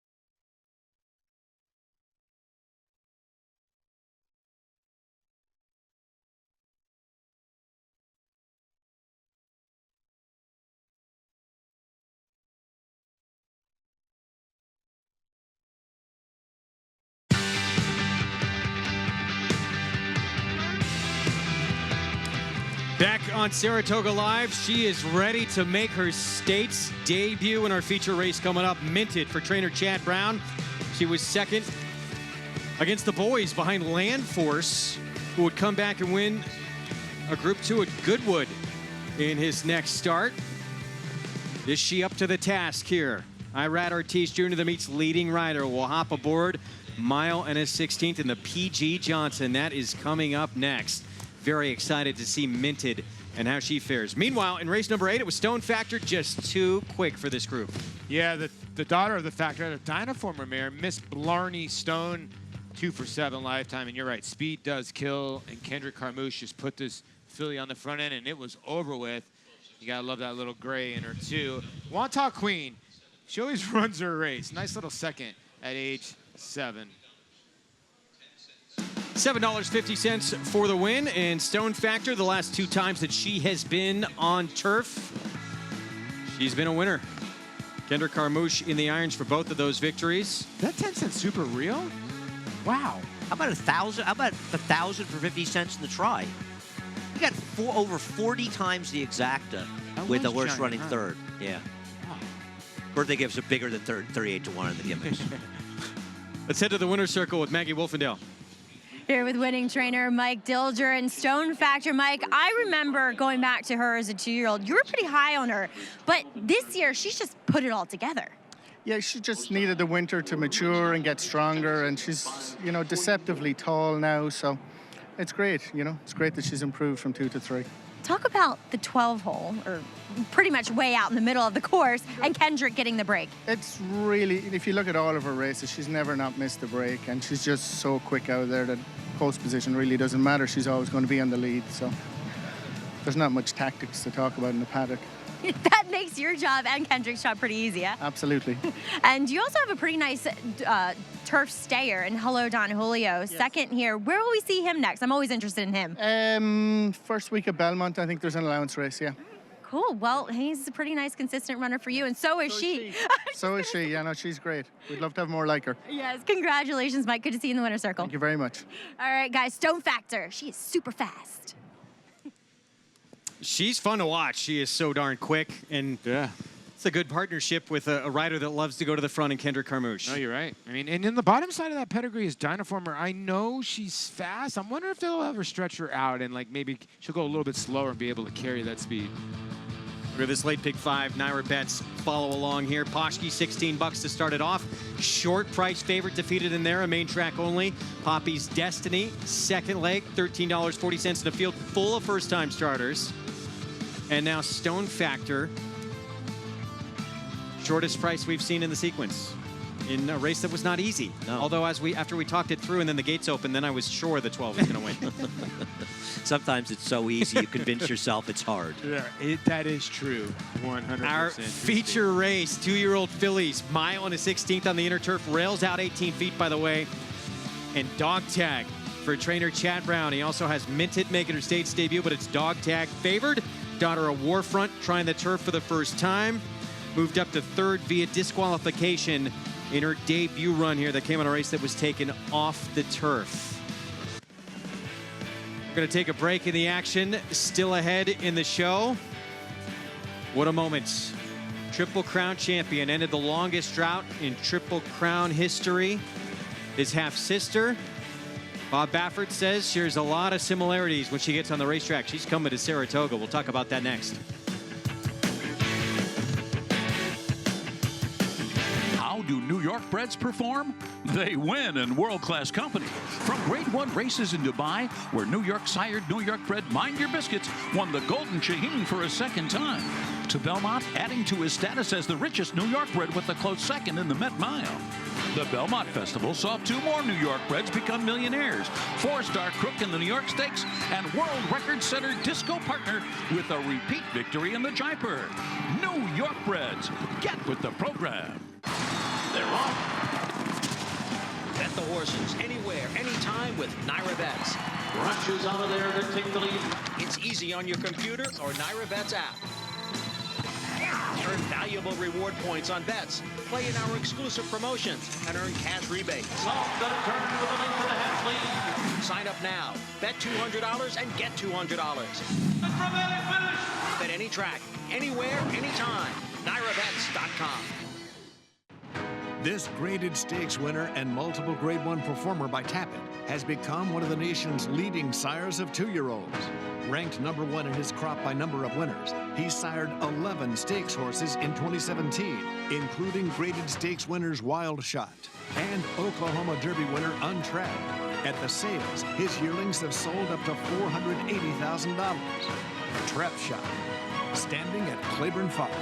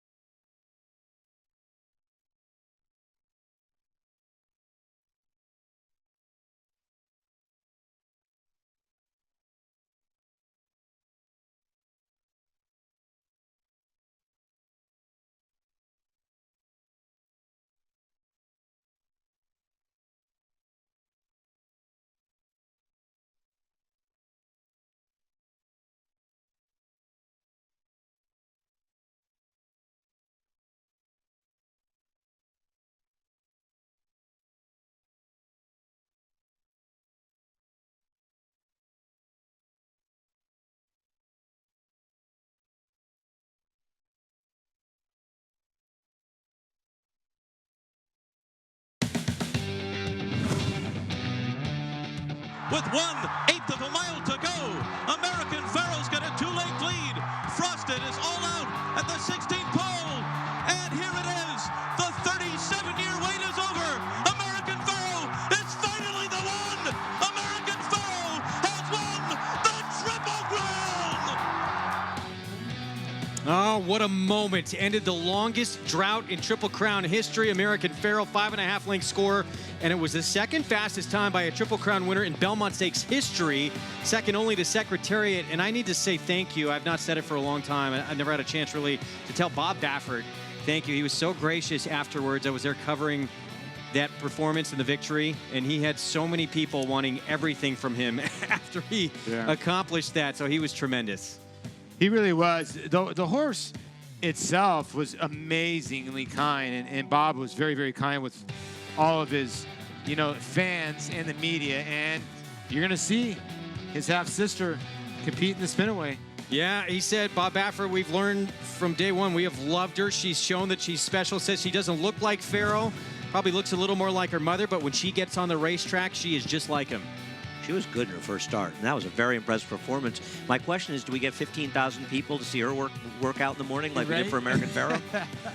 Yeah, and she's a daughter of Tapit. Obviously, American Pharoah was pioneer of the Nile, but like Mike Smith is motionless. And when Bob Baffert's horses win like this, 1 to 5. I mean, they will travel, and she's just going to get better and better. And when he says things like he's saying about her, she's probably very, very special. 1 to 5 in her debut. There's a look at her schooling earlier today. And nobody's half-sister there. to American Pharoah, amazing. 15,000 people didn't show. Right? And what price do you think she'll go off at? Well, 5 to 2 morning line. It's hard, it's shorter than that, but it's a big field. I mean, don't you think that the horse who that won our Catherine the Great, who won our Schuylerville, she was very impressive as well. I think this is a pretty serious matchup between these two. Yeah, I hear what you're saying. Nona Madeline will get some money, I would think, for Pletcher. Some of the local horses. But it's like people are going to see Baffert and just see he's winning everything. She'll get bet. Is he ever going to lose a stake here? I mean, like, literally, he's like, it's unreal. I think his last 10 races, 10 stakes races, he's won 9 of them. Came in on Run Happy Travers Day, won 2 grade ones. Pretty incredible. Saranac still coming up as well. Mile and an eighth on the turf as we look at our closing weekend. Stake schedule Saturday is going to be tremendous. The Glens Falls, Saranac, Spinaway, and Woodward. Prioress on Sunday, and then the hopeful and Bernard Baruch with Voodoo Song to close out the meet. As for the grade 3 Saranac, Raging Bull, Chad Brown, he's trying to close in on that record. With 41 wins would set a new all-time mark here at Saratoga, Paul. Yeah, and he didn't look like he was going to get there last time, Raging Bull. I'll tell you what.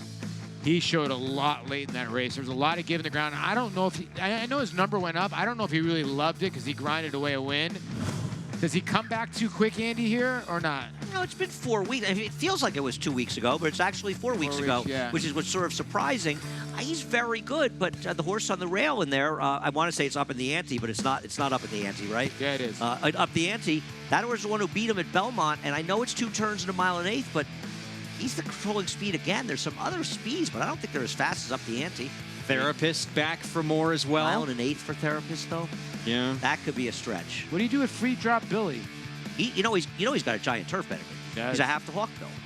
Yep. Hawkbill was a $4 million winner over in Europe, so there is a dam side in that one. Now, I think Hawkbill has a much more proficient turf sire, if I could make my way through all my PPs, than he does, because Free Drop Billy is a Union Rags. Hawkbill is, I can't find it, is somebody better.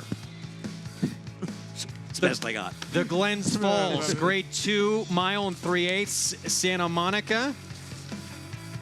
Chad Brown, Jose Ortiz, in a horse coming off a win at Woodbine at 1.25 miles. How's there a horse bred in Great Britain named Santa Monica? Right? It's a little bit strange. She was very good. She beat Inflexibility, who came back to run a solid 5th, narrowly beaten for 3rd in the Beverly D. And she's just been very good for Chad Brown. I think she's the one to beat, but Chad Brown's got another good horse in there as well. Yeah, he does. And Homeland Security, who's going in the right direction. 4-year-old filly for the Klarovich for Seth. You know, this race, he also's got on the moon again. This is his race to lose, 100%. But Santa Monica, you know, she lost to Julio 2 back. But other than that, the farther they go, the more potent she is. 3 runners who all could be very large in that race. Chad Brown in a filly mare turf race has a strong hand. It's so unusual. Right. Does he have the top 10? What if it came down to one of the final races and he was at 39 wins and he dead heats with 2 runners and he gets to 41? He would be rooting for the dead heat. I can guarantee you he would be rooting for the dead heat. I would have liked to take the bet of him doubling up another. You just see chips all the way around the racetrack. Doubling up another trainer and win. That's absolutely impressive that he is nothing against, you know, I mean, the other trainers, but he is doubling up. It's incredible. Trainers. I think it shows what an amazing achievement that Todd Pletcher was able to beat him with 40 wins last year, to be honest. No, good point. Here's his run for 41. 2 horses earlier that race came off the turf, forced to scratch. That's likely going to be the only thing that keeps him from getting the record again is weather. Yeah. And we have 2 coming up in our feature race. Dog Tag, the one horse who's the favorite right now, 2-1, and Minted making her States debut. And he holds a very strong hand in this race as well. He's got strong. I mean, I think Saturday, he may have over a dozen horses on Saturday's card. Here's a look at Minted. We talked about the strong company that she has kept over in Europe, in Ireland, and now coming to the States for the debut. And Irad Ortiz Jr. hops aboard as we look at Chad. 2-year-olds on the turf, foreign shippers over the last 5 years. The one thing that's not his strongest suit. Well, it's with a grain of salt. It's still a small sample at 10 horses, and I get it. He's such a great trainer. The thing that worries me about Minted is when you look at her form, it says early to the lead, 2 back as she won. But twice she's dwelted. And you know, these horses, when they come here, they usually break slow, Andy, and that's what I'm worried about. No, I agree. That's something to worry about. And I think the distance has to be a bit of concern. I know she ran 5 and 6 over there. I mean, she could go a little longer, but there's a big jump from 5 and 6. And as Maggie pointed out, she faced great company, but she was on straightaways. A lot of different things for her today. We're going to take a break. Our feature race coming up. It is the PG Johnson. We'll be back with more right after this.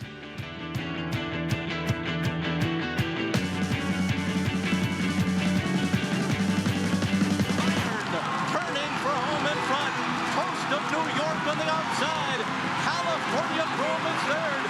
Shared Belief laboring back there in fifth. 1 furlong to run. Bayern, Coast of New York. California Chrome on the outside. The 3 of them come to the wire. Bayern, Coast of New York.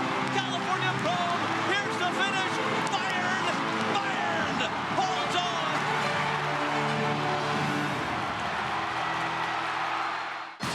They're off. Bet the horses anywhere, anytime with NyraBets. Brunches out of there to take the lead. It's easy on your computer or NyraBets app. Earn valuable reward points on bets. Play in our exclusive promotions and earn cash rebates. Sign up now. Bet $200 and get $200. Bet any track, anywhere, anytime. NyraBets.com.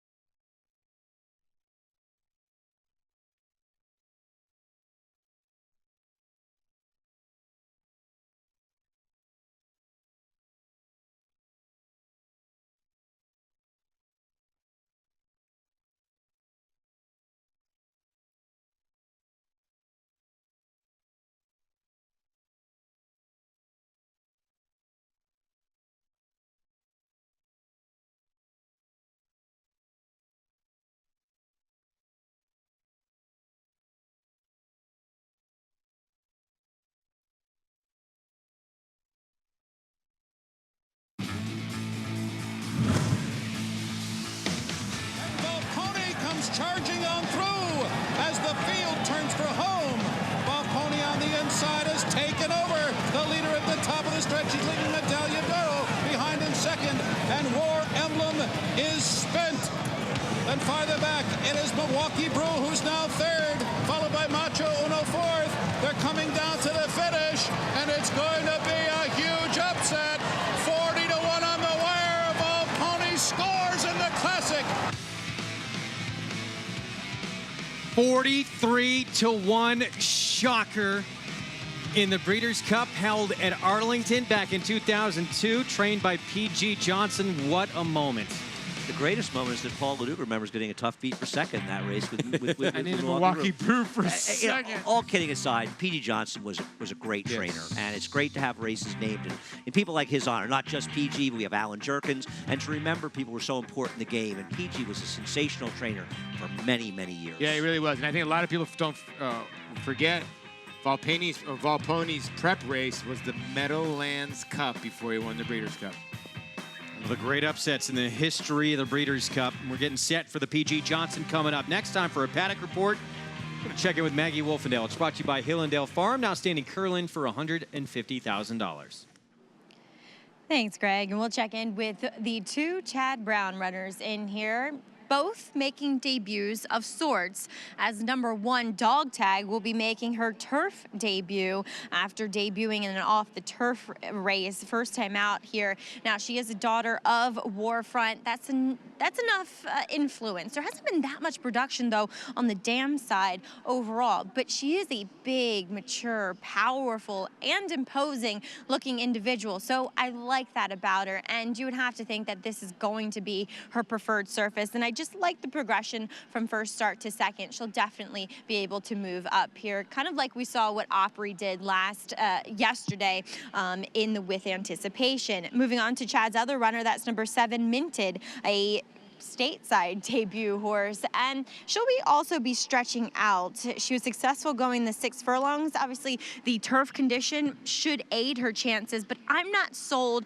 at least at this point, with her development physically, if she is ready to get this mile and a 16th. She is very stout, very short coupled, really short back on this filly, who just still almost honestly looks a bit more on the backward side. The juxtaposition between these two Chad Brown runners is incredible. I mean, Dog Tag's this beautiful, elegant filly, where this one still looks as though there's some development to be done, but we'll see. Chad can be dangerous in these types of situations. Now moving on to number 8 in here, that is Chasing Kitty, coming in from Presque Isle Downs, and you couldn't ask a horse to be more impressive in their performance. Yes, I know she wasn't beating anything, but I mean, she was off the pace, she was wide, she came with this enormous run, and once the jock just hit her once, she really lowered herself and attacked the ground. There's plenty of pedigree for me to say that she'll transition nicely from synthetic to the turf course here. She looks like a turf runner. She's very classy acting in the paddock.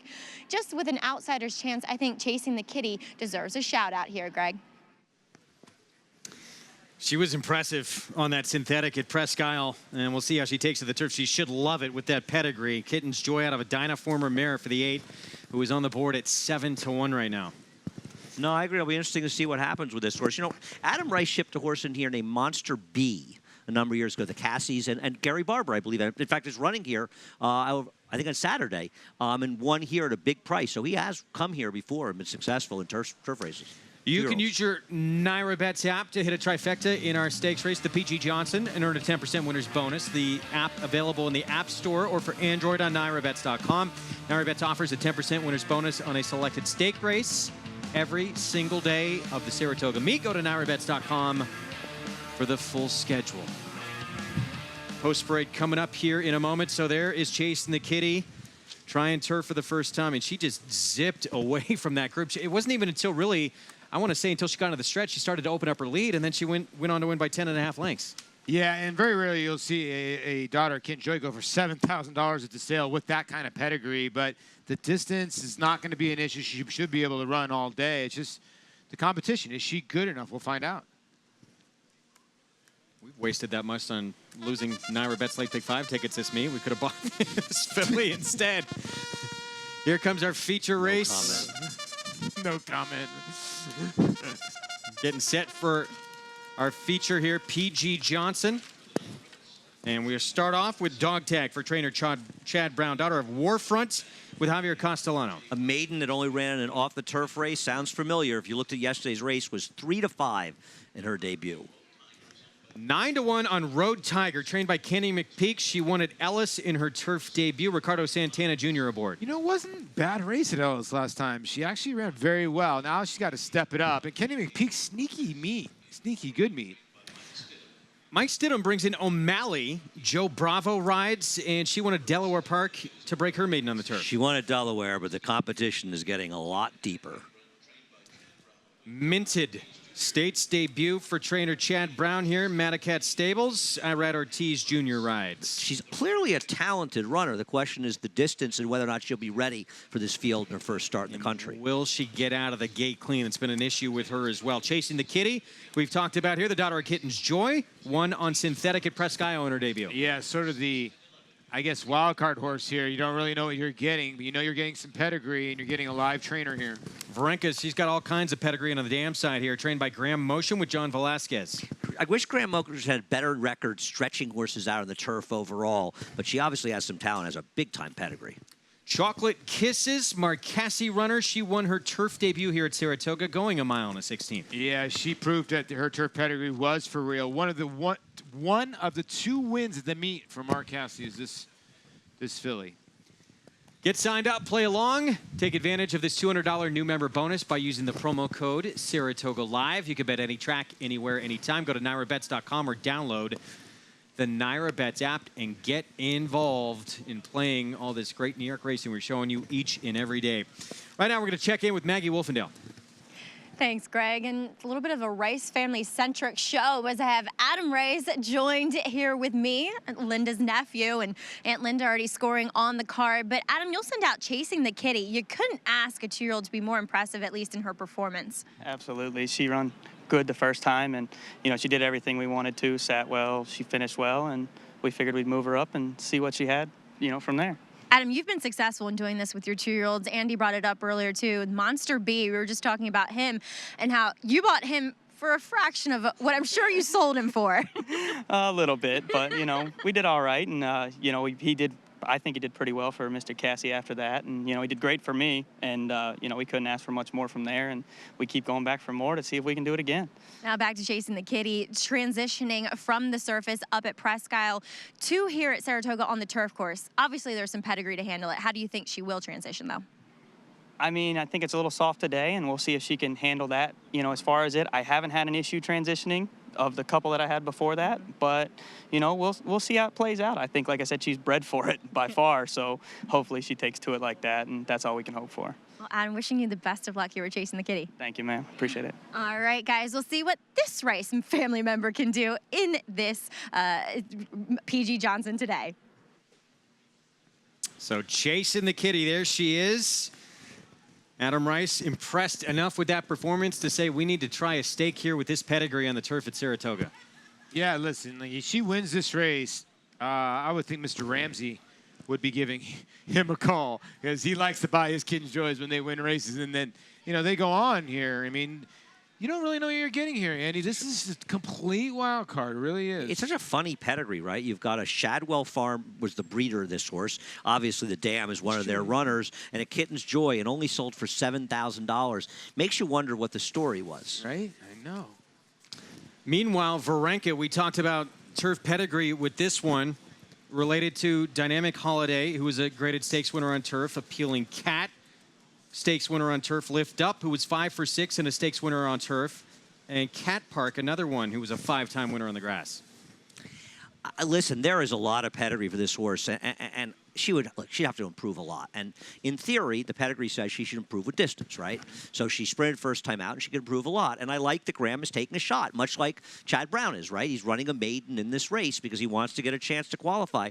And let's face it, the field didn't come up on paper super, super tough. So you have to credit him for trying. The question is, can she improve that much in her second start stretching out? Yeah, Yeah, I agree. I mean, listen, she's got the pedigree. You talked about it, Greg. I mean, the family just loves to win races, and she should get the distance in here. And she, like, again, he said, not the greatest field in the world. You don't really know you're running into in the one. I have a feeling the one's going to rocket out of there. If the one's a runner, the one is a horse to beat in this race. But it's a wild card. I mean, at least yesterday you got almost $10 with Todd Pletcher's horse. This one you're not getting close to that price. No, that's true. And here's the thing about the 7. If the 7 breaks, she's going to be dangerous. She's not getting bet the 7. There's a look at Chocolate Kisses. Mark Casse, Jose Ortiz. She liked going a mile on the 16th. She liked the turf course. She got it done. That was on the melon. This will be on the inner. And the rail's out 18 feet. That would seem to probably help her. Well, I mean, we're talking about these other horses and ifs, and while I don't love Chocolate Kisses off that race, I think a good performance by either Chad Brown runner or somebody else stepping up will beat her. She is the known commodity in here, and she didn't run badly to break her maiden. It's not as though she's some sort of slow plotter. She ran fine, and Mark Casse has terrific numbers off of maiden wins with 2-year-olds in turf routes, so she could easily repeat. No, she could, and she's got the pedigree, and she's done it at this distance where a lot of these other fillies have to you know, prove themselves at the distance. Yeah, I mean, I like the one dog tag, but on the other hand, 2-1 on a horse that, you know, went off the turf race, sort of disappointed at 3-5 that day. I mean, they wanted to run on the turf, but, you know, it just doesn't have to be. You know, it's a big turf pedigree in the second family, but who knows? There's a war front, though. Those war fronts are amazing. True. He's an amazing sire. Favored at 2-1 here, dog tag.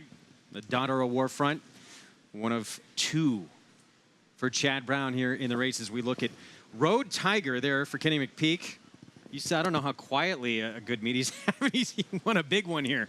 Oh, well, that's Cool Kisses, obviously. But, yeah, 5 for 20 on the meet. And this horse ran a good race at Ellis Park. But, again, the P-Patch, the race down there a little weaker. Going to have to step it up a little bit, but is undefeated.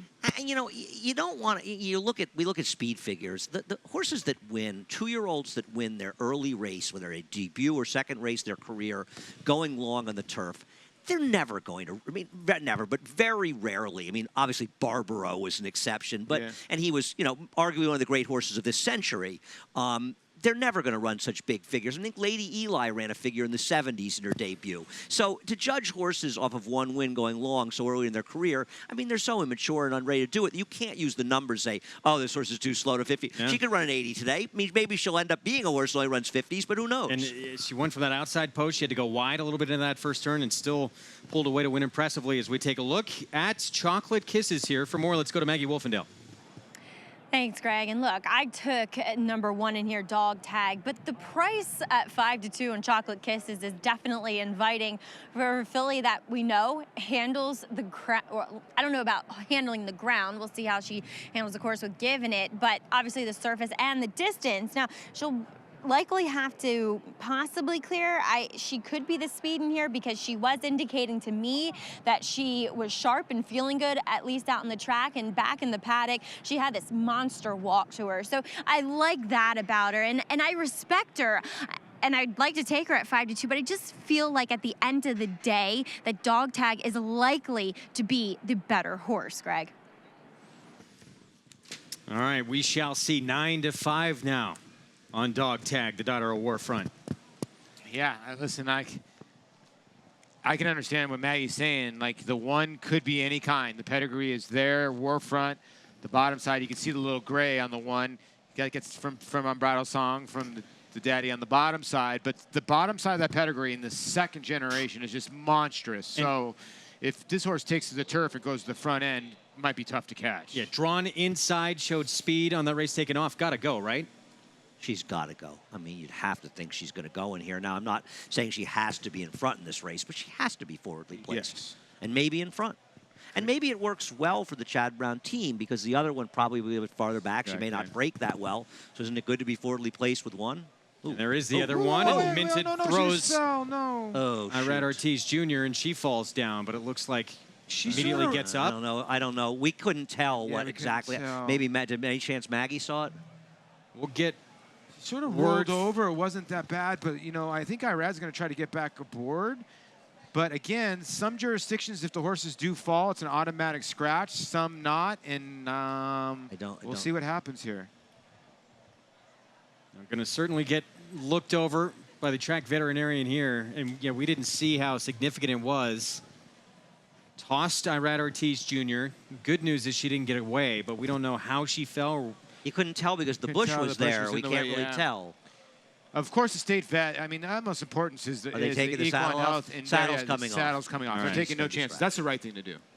Right thing to do. When they fall like that, you just never know. And that's the dejected Irad Ortiz Jr., of course. And she just got a little squirrely. She saw that gate, and she got on that course, and it's unfortunate. So Minted coming out here after tossing Irad Ortiz Jr., flipping over, it looked like. And just better be safe than sorry here. And also want to keep in mind for people that bet the NYRA Slate Pick 5, Pick 4s, you'll get the post-time favor. Now, right now, the one dog tag is favored over Chocolate Kisses, but we'll try to monitor that and know when the race goes off, or at least after the race.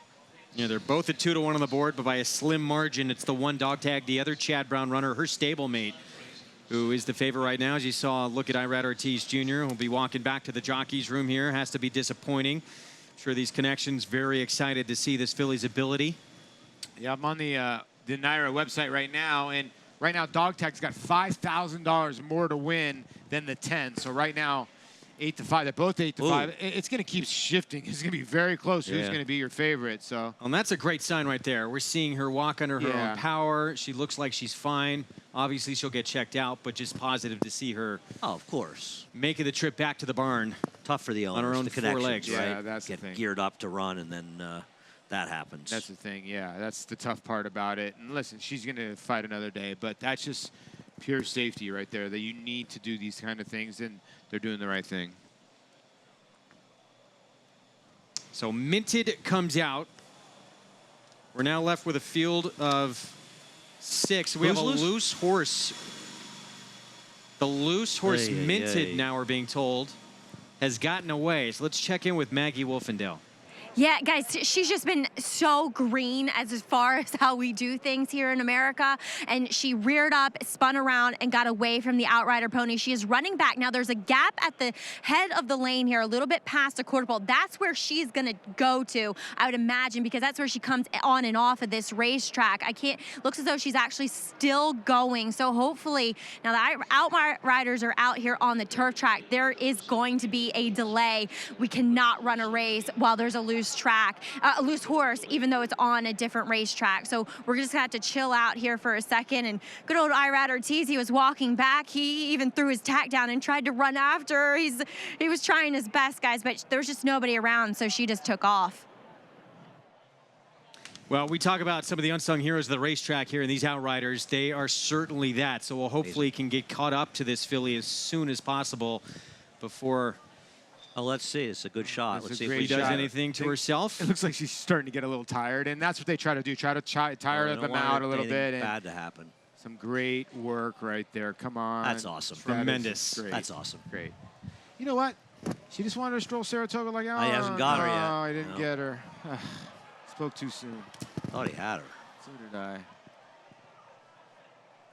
Very close, and hopefully, she has. Rain break too. It looked like it was hanging, maybe. Well, that's the danger. I mean, with that loose rain, absolutely, they can injure themselves while they're running. As you see, Irad Ortiz Jr. explaining what happened. Frustrated, obviously. Look at how. Yeah, you can tell he's an athlete. He wants to compete, and he knows he probably had a chance with this filly. But now we just got to worry about her safety. We got to get her caught, make sure everything's okay. So meanwhile, everyone else's game plan here thrown off a little bit and having to circle and wait. And with young 2-year-old fillies, this is new for them. Again, a lot of them making just their second or third start. Yeah, the worry that you have is that she's starting to circle back in front of the grandstands, and you don't want to encourage it, but the fans start cheering, and it's not a good thing. And there you see Maggie getting the info from Irad. We'll check in with Maggie in just a moment. Actually, we'll go to Maggie right now. Yeah, here, Irad. Now he's just explaining to Bradley Weisberg. But what happened here, Irad, when you got close to the gate with Minted? She just feel that, like she hurt, and she just jump and flip over, so they crashed. Erring on the side of caution, obviously. Do you find that with some of these foreign horses that they're just not used to the sounds and the movement here in the States? First time on the country, sometimes they don't get used to all this, and they act like that sometimes. So, but unfortunately, we can bring her to the gate today, so hopefully she's okay. They can take her and bring her back. Yeah, exactly. Hopefully we can see her back at Belmont. Irad, sorry, tough luck, but we'll live to see another day. Thank you. All right, guys. Well, and great news. You saw that they have caught up with this filly, so she's been caught under control, and now she will head back to the barn. That can be a very scary situation. Yeah, it can be. It can be a very scary situation. But again, a great job. So now I can say what I wanted to say. She just wanted to see the sights of Saratoga like everybody else. Want to remind people that dog tag is slightly favored, about $1,400 more. It's going to come in down to the win pool wire, right no? now. Yeah, because the last flash will come in and could be significant one way or the other. And it's interesting that, and there's a dejected Irad Ortiz Jr. meets leading rider, not going to have an opportunity here. But the two who are favored on the board that are vying for the role of favorite should be the two that are going at each other on the front end in the race. Well, we'll see. I mean, we'll point, see. yeah. I doubt they get into a heated speed duel, but you never know. There is the 10 chocolate kisses. It's really those two and everybody else. Which is no guarantee, right? If you win over the Mellon turf course, you're going to love the inner. Well, I mean, sometimes when you get the rain, sometimes the inner could be a little bit softer than the Mellon, right? It'll dry a little bit less quickly than the Mellon. We don't know if it's the case. And watching the last race, it felt on the good side of yielding, that course. They didn't go that slowly, but we'll see. I mean, it's hard to know. The rails are out on the inner, not on the Mellon, I believe, right? Out 18 feet, actually, on the inner today. Yeah. One's still favored, right, Andy? One is still favored by approximately, ooh, it's close. It's about $900 right now. Wow. And as you say, You might- the last flash as soon as the last flash and then all the money comes in, now it's probably in the middle of the race, you're going to find out who the favorite is. Yeah, we'll keep people attuned because people will be interested, obviously. If you add the 7, you'll get the post-time favorite. You wonder what this does too. I mean, these filly, their condition once they see the starting gate, they know it's getting to be race time, and now they're circling, waiting. Obviously, you had to for safety here. Well, they all have the same theoretical disadvantage, right? I mean, Right. it's just a question of it If you- affects one differently than another. If you singled the 7 in here, who would you want to be the favorite, the 1 or the 10? I would want the 1 because I like the 1. Andy, I'm hoping the 10 is favored. And Chad Brown for we personal trust. reasons. You get double. No, I only have the 1 in this race, so I don't want the money of the 7 to go on it, right? Yeah, if you don't have it, you want the other horse to be favored. Oh, and right now, believe it or not, there's $65. Wait, there's 65. Now there's about 250 more on the 1. Wow. That's a big horse race. Who's going to be favored here? Gate break decision, who becomes the favorite, and those who had minted who they will get in here. Again, if you had the 7, you will get the favorite at post time. It's the P.G. Johnson 2-year-old fillies on the turf, late scratch of the 7 minted. Chad Brown barn, however, still with dog tag. The 1, let's send it upstairs to the voice of horse racing's Triple Crown for the call. Here's Larry Colmus. Last 2 fillies to come forward now will be Varenka and Chocolate Kisses. Varenka stepping up to the starting gate. Goes in, and 1 left, Chocolate Kisses, and Jose Ortiz will be last to load here. Goes in. They're all in line. They're off in the P.G. Johnson. Dog tag on the inside, right alongside is Road Tiger, who now goes up to grab the lead. O'Malley takes up the chase and moves up into second position. Chocolate Kisses, Varenka, and Dog Tag are lined up behind them. And the trailer is chasing the kitty, moving into that first turn. And it is Road Tiger on top. Ricardo Santana Jr. well off the rail with Road Tiger. They're in front by a length and 3/4. O'Malley is second. Dog Tag on the inside, third. Chocolate Kisses fourth on the outside through a 24.2 quarter. The 2 trailers together, Varenka and Chasing the Kitty. Onto the backstretch, Road Tiger up top. The lead is 1 length over O'Malley in second up the backstretch. Then Dog Tag head and head with Chocolate Kisses third and fourth. Just ahead of Varenka. Chasing the Kitty is 6 lengths off the lead, trailing the field. The half was 49.92 seconds.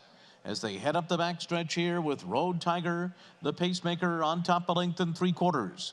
O'Malley is second, Dog Tag and Chocolate Kisses third and fourth still. Chasing the Kitty and Varenka complete the field, and there's 5 lengths from top to bottom. They make their way into the far turn. Still Road Tiger, but company from O'Malley, and Chocolate Kisses 3 wide, while Dog Tag is being urged to go by Javier Castellano, 3 lengths off the lead. Then it's Varenka and Chasing the Kitty. They're into the stretch. O'Malley grabs the lead. It's O'Malley in front as they come into the stretch. Road Tiger, Dog Tag closing through on the inside. Chocolate Kisses on the far outside too. Varenka is also coming down the middle, but Dog Tag has come through at the rail to take the lead. Varenka second and trying to close in. She's coming. Dog Tag, Varenka. Dog Tag did it in the PG Johnson. Varenka was second, Chocolate Kisses third, and O'Malley was fourth. Dog Tag, Chad Brown. LNJ Foxwoods gets the win. Impressive. And that 9-horse, very green in the stretch, but ran a huge effort. I agree. That horse will be going somewhere. This is a very strange race because on the turn, I mean, it looked like Dog Tag was going nowhere. Yeah, you're right. He burst through on the inside. And sometimes they come through the inside, they just hang and go nowhere. And she just blew through that hole. Yeah, Jose Ortiz rode this race on the 10, very confident, like he was okay with it. But look at this gray. She goes, it's to his her wrong lead here late because she gets a little green. Then she straightens out again and sort of holds off the 9. But you're right, Greg. The 9 was leveling off here into no pace. The 9's a runner. And the next time that horse is entered in a maiden special weight, it's going to be about 1 to 5, Varenka. Yeah. Even money on Dog Tag. Javier Castellano with the victory. And let's take another look here at this 9 and just how green this horse is here. Green cap, white silks. And drops out of your picture right there. Just kind of shied away from something. Yeah, a tiny bit. And sort of went to the outside. But look at those big old ears on the 1. Just waiting for a cue. And then goes to the wrong lead right there. And then she sees the 9. And then she starts leveling out again, Andy. I agree. And it was a nice race by her. But Varenka, let's give her a little love, too. I mean, she ran well in here. They buried the rest of these horses. And you had pointed out with the breeding on the number 9, that horse really improved stretching out. She didn't win, but she ran like a winner. Yeah. Absolutely. Dog Tag, though, your winner of the PG Johnson and Chad Brown. Now with a contender for the Breeders' Cup Juvenile Phillies Turf. 37 wins for Chad. 37. Yes, indeed. 3 away from equaling the record that he set a couple of years ago. Todd Pletcher equaled it last year. But he's chasing 41, gets a little bit closer, and he's got a lot of ammunition left. He's got a machine gun he's bringing out for the last few days. No, he does. Of course, it's flying around everywhere. If Mother Nature, and this is what Andy was talking about. Watch Dog Tag, have to cut to the inside, watch Varenka right here. Sort of like have to shift out a tiny bit, not really shying away, but just like, maybe from the whip. They're both a little green, but they're both talented. They're a little green, maybe the course with a lot of give, because this was, I mean, you look at the final time, this course is a lot of give at 145. I mean, a firmer course, they'd have gone 42-ish or 43. So there's a lot of give in the ground. They're both coming home. You're right, the 9's coming home. Ran huge in defeat. Ran away from Chocolate Kisses. Wow. Yeah, they both did, yeah. Dog Tag, though, your winner, impressive in the turf debut. Let's remember, it was the turf debut for Dog Tag. Getting it done here for Chad Brown. Javier Castellano having a tremendous meet. He notches another victory. We'll be back with the prices. Daughter of Warfront with the win in the PG Johnson. Once again, among the world's leading sires of stakes horses and graded stakes horses, Warfront has sired 8 champions and 8 millionaires. Recent Grade 1 winners include European champion U.S. Navy Flag and Lancaster Bomber, plus an ever-growing list of 2018 graded stakes winners. In the sales ring, his yearlings continue to bring prices well over $1 million. International Super Sire Warfront, standing at Claiborne Farm.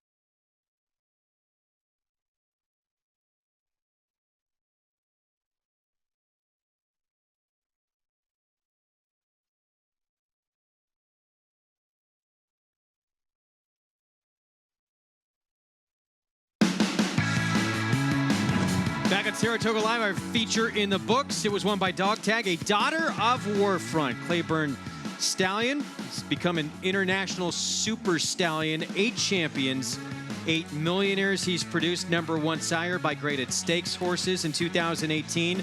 Last year had 34 stakes horses, including Grade 1 winners American Patriot, Avenge, Roly Poly, and champion European 2-year-old U.S. Navy Flag. He's incredible.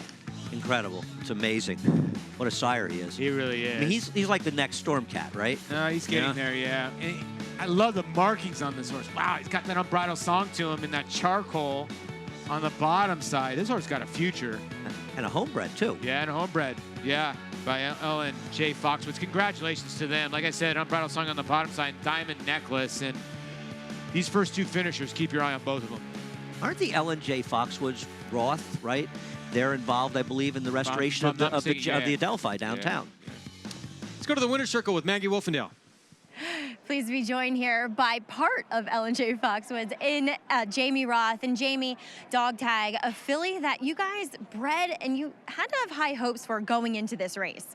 I mean, she was pretty special since the day she was born. Like, she just breathed a different air, and we've loved her from day one. And so, yeah, I mean, we felt pretty good, but it's a horse race, so just don't know what's going to happen. But I'm proud of her. Talk about her physicality, and 2, how special is it to breed one and watch them grow up and mature and get to this level so quickly? I mean, we bought the mare back, I think, in maybe 2012 or 2013 in Australia, and she is the result of exactly what you hope to breed. I mean, she's absolutely gorgeous, and her breeding is pretty amazing, and she's big and beautiful and everything you hope for when you breed a horse. So, and she's got a great name, Dog Tag. I was just going to say, it's so perfect with Warfront and Diamond Necklace. Well done, you guys, for coming up with that. Jamie, as Andy was just saying, you guys involved in restoring the Adelphi, which I got to give you kudos for. That's all my father and my brother, and they've put their heart and soul into that, and I hope that everyone's been enjoying it. I know they put a lot of work into it, so I just want to say also, you know, with what happened with Bowie the other day, I feel like Dog Tag won for her, and it was really hard coming up today, but its game changes so quickly, and I am very sad, but also very happy that she won this race today, because I know it was for her. I just wanted to say that. Well, Jamie, thank you so much, bringing tears to my eyes, and we really appreciate you saying that, and our condolences with Bowie, and as well, congratulations here with Dog Tag. Thank you very much. Oh, very bittersweet here victory in this PG Johnson. Go get your picture taken. Yeah, Bowie, a horse who had to be put down, unfortunately, here at the meet. A great tweet was sent out showing that, honoring that horse and the pretty blue eyes that Bowie had. It was a sad moment here at Saratoga. Ellen J. Foxwoods, though, they got into this game not that long ago, back in 2012. They won their first graded stakes race just 3 years ago. Won the Grade 1 Frizette with Nickname. Grade 3 Dogwood with Super Majesty. And some nice runners in here. Dog Tag, we'll see, could turn into be any kind. You're right, and yeah, our condolences go out to Bowie. And congratulations to Dog Tag. And listen, they've done amazing things with the Adelphi Hotel. And it's absolutely gorgeous inside, and been able to experience it. And they've done a lot for the game, Ellen J. Foxwoods, and they got a nice little filly on their hands. Well, our last race coming up here on this Thursday afternoon. Maiden special weight for New York breds at 6.5 furlongs. The entry for Charlie Baker. Like the posse, ready to escape. They're both tough in their own right. Put them together, doubly tough here. 5-2 favorites there as you look at your winning connections of the PG Johnson. Ellen J. Foxwoods and Dog Tag winning in her turf debut, the daughter of Warfront. We're going to take a break. Still ahead, we're here from Hall of Fame trainer Dwayne Lucas. Gabby Gaudet sits down with the coach to talk about how integral his late son Jeff was to his operation. We'll be back.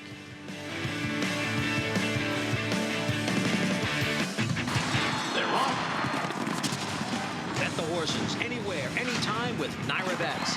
Rushes out of there to take the lead. It's easy on your computer or NyraBets app.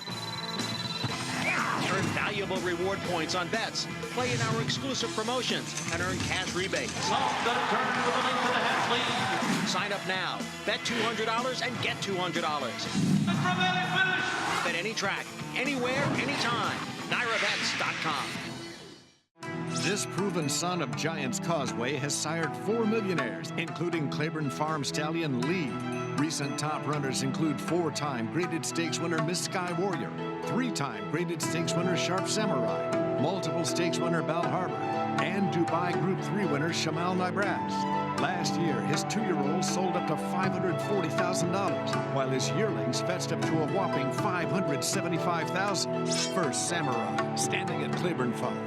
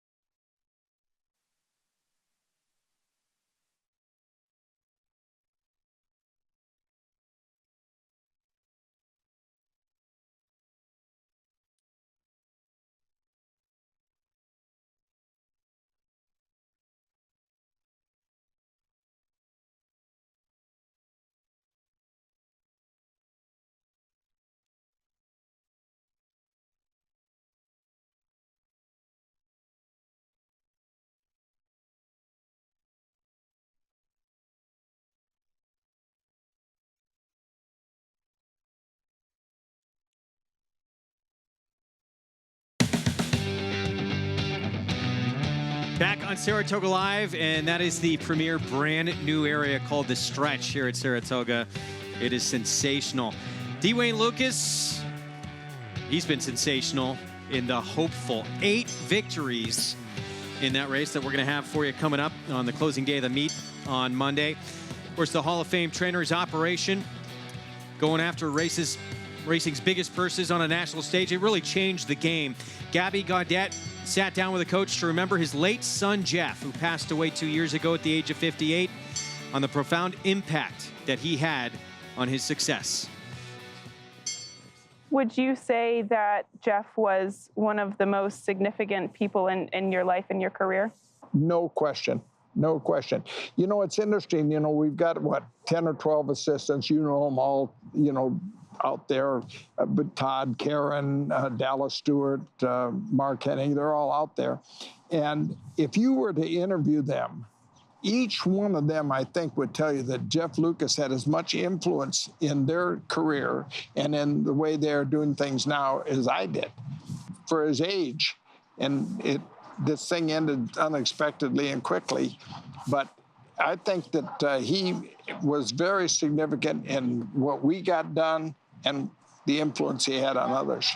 What were some of the things that he would do? So intense and so focused on the condition book, every little detail, and then managing the help. It was amazing how a person in his 20s anybody was managing help when he was 11, too.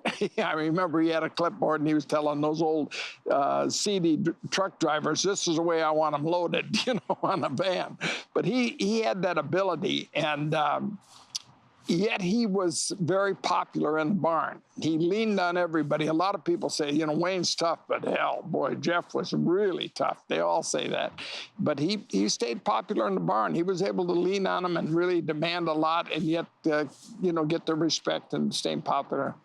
Do you think that he learned a lot of that from you and being such an incredible leader? I'd like to take credit for some of it. It's one thing that you can't teach almost, that leadership quality, being able to step up and be responsible and dedicated. I think it's in the gene pool somewhere. And maybe I've got a little bit of credit. I gave him a lot of responsibility. But every one of those young assistants that we had would probably have been very, very successful if they'd have never met me. I really believe that. I think they would have, maybe we gave them a little nudge, a little push, but I think that every one of them, Todd and everybody, they were going to be good. They were all going to be good.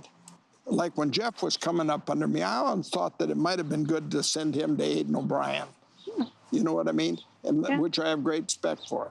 And or let him work under Laz Barrera for a little while. But he didn't do that. There's no one way to get to the winner's circle. There's many ways and many successful programs. So I would want them to get as much of an overview as they can. But the bottom line is, right away you're going to look them in the eye and say, can you commit yourself for 365 days? We're only going to work half days. What you do with 12 hours is up to you. We're going to get the other 12. And are you ready to make that commitment? If you're not, try to bag in groceries or washing cars. Well, Jeff Lucas greatly missed. Todd Pletcher, former assistant, of course, to Dwayne Lucas, said he was the glue of that operation, widely credited as well with developing the filly who won the Kentucky Derby, winning colors in 1988. I mean, if you were around the tracks in New York, as I was at that time period, it was Jeff. I mean, Jeff was the guy you saw much more than Wayne, especially at the East Coast, you know? No, you're right. And he's sorely missed. That's all you can move the way you can put it. It's a tough story, and you can tell that Dwayne misses him the most. I mean, I think he was his engine, you know? Nightcap here coming up. The entry at 5-2 for Charlie Baker with Light the Posse, ready to escape. Both look like they have a big chance to win in here. It's time for a paddock report. We're going to check in with Maggie Wolfendale. It's brought to you by Hillendale Farm, now standing Byron for $15,000. And Greg, want to check in with the part of that entry that is coming back in off of a layoff, and that is the 1A in here, ready to escape as number 1. Like the Posse, acting up a little bit here in the saddling stall, or getting saddled, but over to the 1A here. That is the one coming off of a layoff and as a new gelding, but doesn't look as though a gelding has taken that much effect from the physical perspective. He is carrying good weight. So in that breath, I would say that maybe a start would be needed to get him kind of totally fit. And he still is very compact. You know, he hasn't done that much growing in the past kind of 5 months overall, which is something I'd like to see, but we'll see what he does here. I would have to say they are betting the 1 Light the Posse that has recency. But another one coming back off a layoff is number 2, Dark Ops. And we can't get a shot of his tail. This is a horse that, going back to his second start of his career, his tail actually got caught in the gate and it ripped off. He went into the gate with his big tail, and coming out of it, he had no tail whatsoever. And you can see when he comes out, it's still pretty short with one kind of long strand that has grown back. But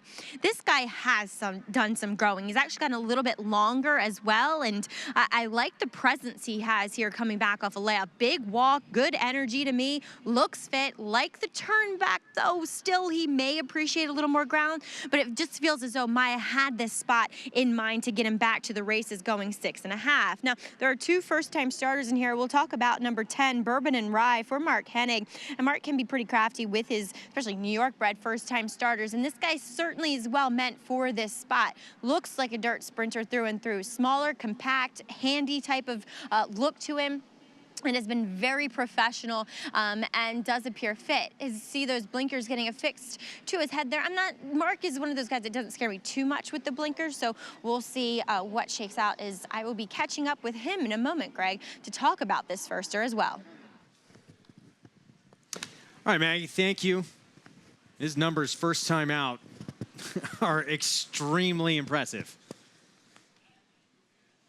This horse right here, there is only one ticket alive. Wow. It is an Ira Betts customer, and that means $150,000 going into that account should the 4 win. Can you make the case for Unsullied? Well, I mean, to be fair, the number 6 horse Legion Storm is currently 5-1. Legion Storm and Unsullied met in their debuts, and Legion Storm, who had some trouble in that race, to be fair, finished a neck ahead. So how is it impossible for this horse to win? It really isn't. No. In Suas, the 7, I understand beat him by a little bit more, but he had a race under his belt. The 1 dirt race for the 4 is not bad. Put it this way. I'd like to be holding the ticket.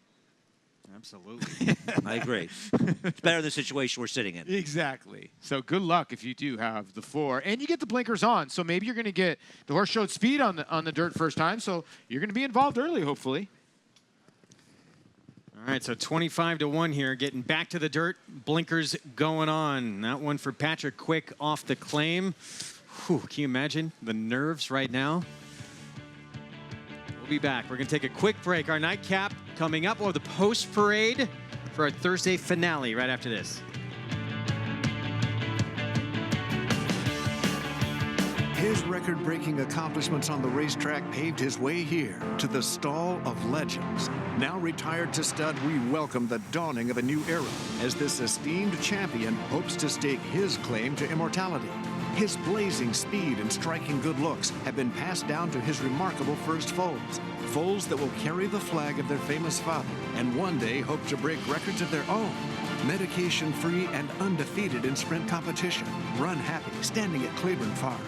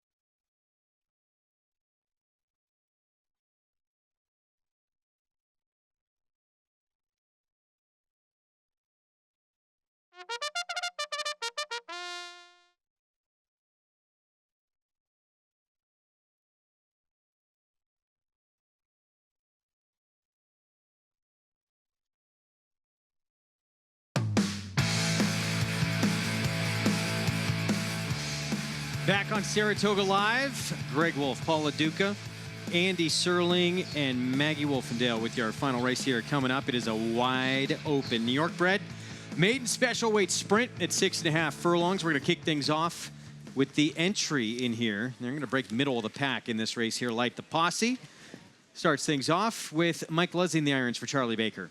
Yeah, Light the Posse is going to be the weaker half of the entry, but it's fairly close. Last time out, somewhat victimized by a slow pace. The other half ready to escape with Joel Rosario. We haven't seen her in quite a while. Her last performance 4.5 months ago, though, would make her very tough here. Dark Ops going to have the rail and set the pace against Audible the last time running as a 2-year-old. Yeah, this horse got numbers that could beat this group by many near. Got a break from the rail, and I would think should show speed. There's Triton's Song for Chris Englehart. Joe Bravo aboard. First-time star, not taking a lot of money for a good trainer in Chris Englehart. Unsullied. This is the Naira Bets customer. Only one ticket alive to this runner here for Patrick Quick. Yeah, blinkers will go on, and Jose Lascano will be aboard. Look for this horse at least to show some speed early. Wild Road to 5. Julian Leperoux rides for trainer Dallas Stewart. You know, she actually didn't run that badly last time. It's a very competitive field, but she's far from impossible. 6-horse, Legion Storm. Kieran McLaughlin. Blinkers go on for start number 2. Like Andy said earlier, she did have a little bit of trouble, and I thought she, fought on at a little under 6-1. Now she gets the blinkers in her second start. Suaz was 7-2 morning line, 5-1 now for Rudy Rodriguez. I'm surprised that she's not the favorite, and we'll see if she goes down when we get close to post time. She's disappointed at short prices, but she's still run okay. Let me tell you, the 8 here, it's Kendrick Carmouche riding for Bruce Levine, turf to dirt. Yeah, the 2 dirt efforts are not bad. I got to love the comment, loose pocket. Thought we were standardbreds there. Coming out of a quick bullet drill as well. Here's the 9 San Juan Diego for Ron Moquette. Had a bit of a trip last time out and actually ran best in that race, but still, tough spot. Bourbon and Rye, the 10, Mark Hennig, Javier Castellano, son of McLean's Music. This, to me, seems like the sneaky horse. Castellano gets aboard. Horse been working at Monmouth. And look at the drills. Got a bullet 48 from the gate and a 47-3 from the gate. And Santo Antonio, Rudy Rodriguez as well. Rudy Rodriguez has great numbers going turf to dirt with maidens and sprint races. And this horse has races that can make him a contender. Great field coming up. Great betting race for our nightcap ahead. First-time starter, Bourbon and Rye. Mark Hennig, we said tremendous numbers first time out in this situation. Let's go to Maggie Wolfendale. And I just got word about who Bourbon and Rye was working with. And Mark, this horse you've had down at Monmouth, but who was his workmate a couple times? Well, he worked with that horse Achilles Warrior that won here, the 2-year-old. Obviously he's 3, but he's a New York bred. So, they were good company mates, and hopefully that translates. And you do have a pretty nice percentage as far as your first-time starters here. And what kind of goes into that? Is it just having them overly prepared in a way? I don't think so. I think it's just the quality of horses. Right. 2 years ago, I was the worst first-time starter trainer in the country, and now all of a sudden I've got some better stock. So I'm a genius, but that's the way the horse business goes. If you don't have the athletes, you don't have much. And speaking of the horse business, you learned your trade working for D. Wayne Lucas, who we just saw the feature about with Gabby Gaudet, and he mentioned his son, Jeff Lucas, and you worked very closely with Jeff here on the East Coast. Definitely. I worked with Jeff. I lived with Jeff. When I first came to work for Wayne from California, Jeff picked me up at the airport, and we went to the barn there in 1987. Winning Colors was a 2-year-old. The barn was loaded with, Lady's Secret. I just remember him walking me down that barn that first night, and I just thought, wow, where have I gone? So it was a great experience, and obviously, all of us that worked with Jeff, really, really respected him as a horseman. What was the one thing that he taught you that sticks with you today? He was on top of everything. I mean, he was the most attentive person ever. He just didn't miss anything. And I think on one sense he taught me that, and on another sense he taught me that hard work pays off. Mm-hmm. And definitely miss him a lot around these parts. I can tell you do too. Yeah, we do. We all miss him. I mean, it's just an unfortunate situation. Well, Mark, wishing you the best of luck here. And obviously, you apply the tools that he taught you very nicely. And best of luck here with Bourbon and Rye. Thanks a lot, Maggie. All right, guys. So 6-1, Bourbon and Rye. Mark Hennig, first time out, he's 24%. And this horse, as you see, Mark Hennig Looks like he was pulling. You go student body right there. It looked like he was running a little bit. Like good athlete. I love that, though, that Mark said that about being a good trainer with first-time starters. Yeah, he's right. He's got good horses, you know. And I mean, a lot of guys could say that. And there are some guys that have a consistent record over many years, being great with first-time starters. But Mark's right. I mean, he stunk for a while with them, and now he's with the right horses. Yeah, and I think the guy he's got a live horse here. His horse is on his toes. Been working at Monmouth, and then comes over here. And those works at Monmouth are pretty good. And 2 bullet drills, both of them out of the gate. So look for the horse to show some speed. And just the presence of Castellano makes the horse live to me. I agree with all that. This is a tough spot, and he's taking money. No, it is a tough spot. He better be better than that 2-year-old firster he worked with, because I don't think that horse would have beaten this field. It's a pretty tough field. This is a good group. Yeah. And yeah, they've strong group. shown some ability, including this one here, Santo Antonio. They put him on the turf last time out. He was in a stakes race against Therapist, who's a really good runner. But on dirt, he's shown ability too, including first time out. He lost to Speak. I know Speak has been a little disappointing, but he'd be okay in this group. He ran fine in his second start with a good figure against some good horses. I'm interested to see what Dark Ops does. I was talking to Jeremiah Englehart, the 2-horse in here, yesterday, and he was very high in his chances. But it's interesting. He got bet very strongly last year as well, and he disappointed for Rudy Rodriguez. And maybe he's a morning glory. He could be a kind of horse that works very well in the morning and doesn't do it in the afternoon. We'll find out, because I know he's high in his chances. There's a look at Unsullied again. Single ticket situation here for an IRA-Bets customer. There was about $145,000 in the pool, so they get a few thousand extra. Not bad at all, but that's the situation. If the only ticket alive, guaranteed single minimum payout, $150,000. It's called the whipped cream and the cherry on top. That's all it's called, Greg. That'd be very nice, huh? A little extra $5,000 on top. Well, no, that's the pool. I think the payoff would be $123,000. Oh, you're right, yeah. Because the takeout, so it's actually almost over $25,000 okay, forget more. that. You get chocolate and caramel. We don't want to act like we're not giving him more money if he wins. We want to take full credit for what we could be doing. Being a little rambunctious here, and finally gets in, but was not cooperating initially. He's carrying the hopes and dreams. Here's Wild Road, Dallas Stewart runner stepping in. Favorite the entry for Charlie Baker, but this is a great betting race. Here's the 6-horse Legion Storm. Kieran McLaughlin runner. He was more than 5 lengths behind Suos in his debut, but he puts the blinkers on. That was back on July 11th. We are set. Let's send it upstairs for the nightcap here. Larry Colmus, take it away. A couple of them acting up in the starting gate there. Rider is off of Let Me Tell Ya. And Santo Antonio waiting to go in, as Kendrick Carmouche climbs off of Let Me Tell You, and they're backing him out of the starting gate.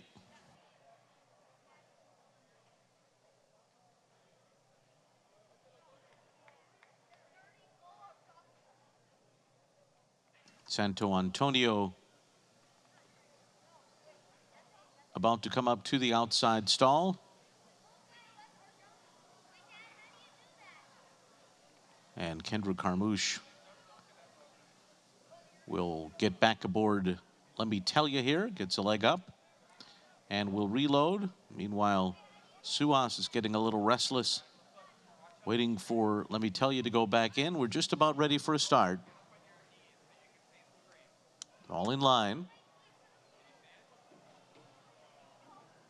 A couple of them still acting up here. Looks like Light the Posse has now unseated Mike Luzzy. And we're going to have a delay, I believe, here.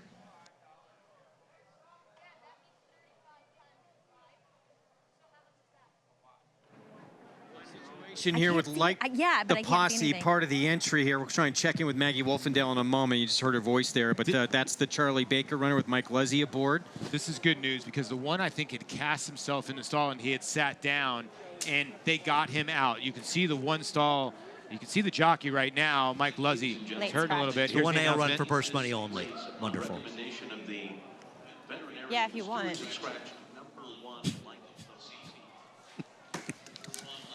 So Light the Posse will be a late scratch. Let's check in with Maggie Wolfendale.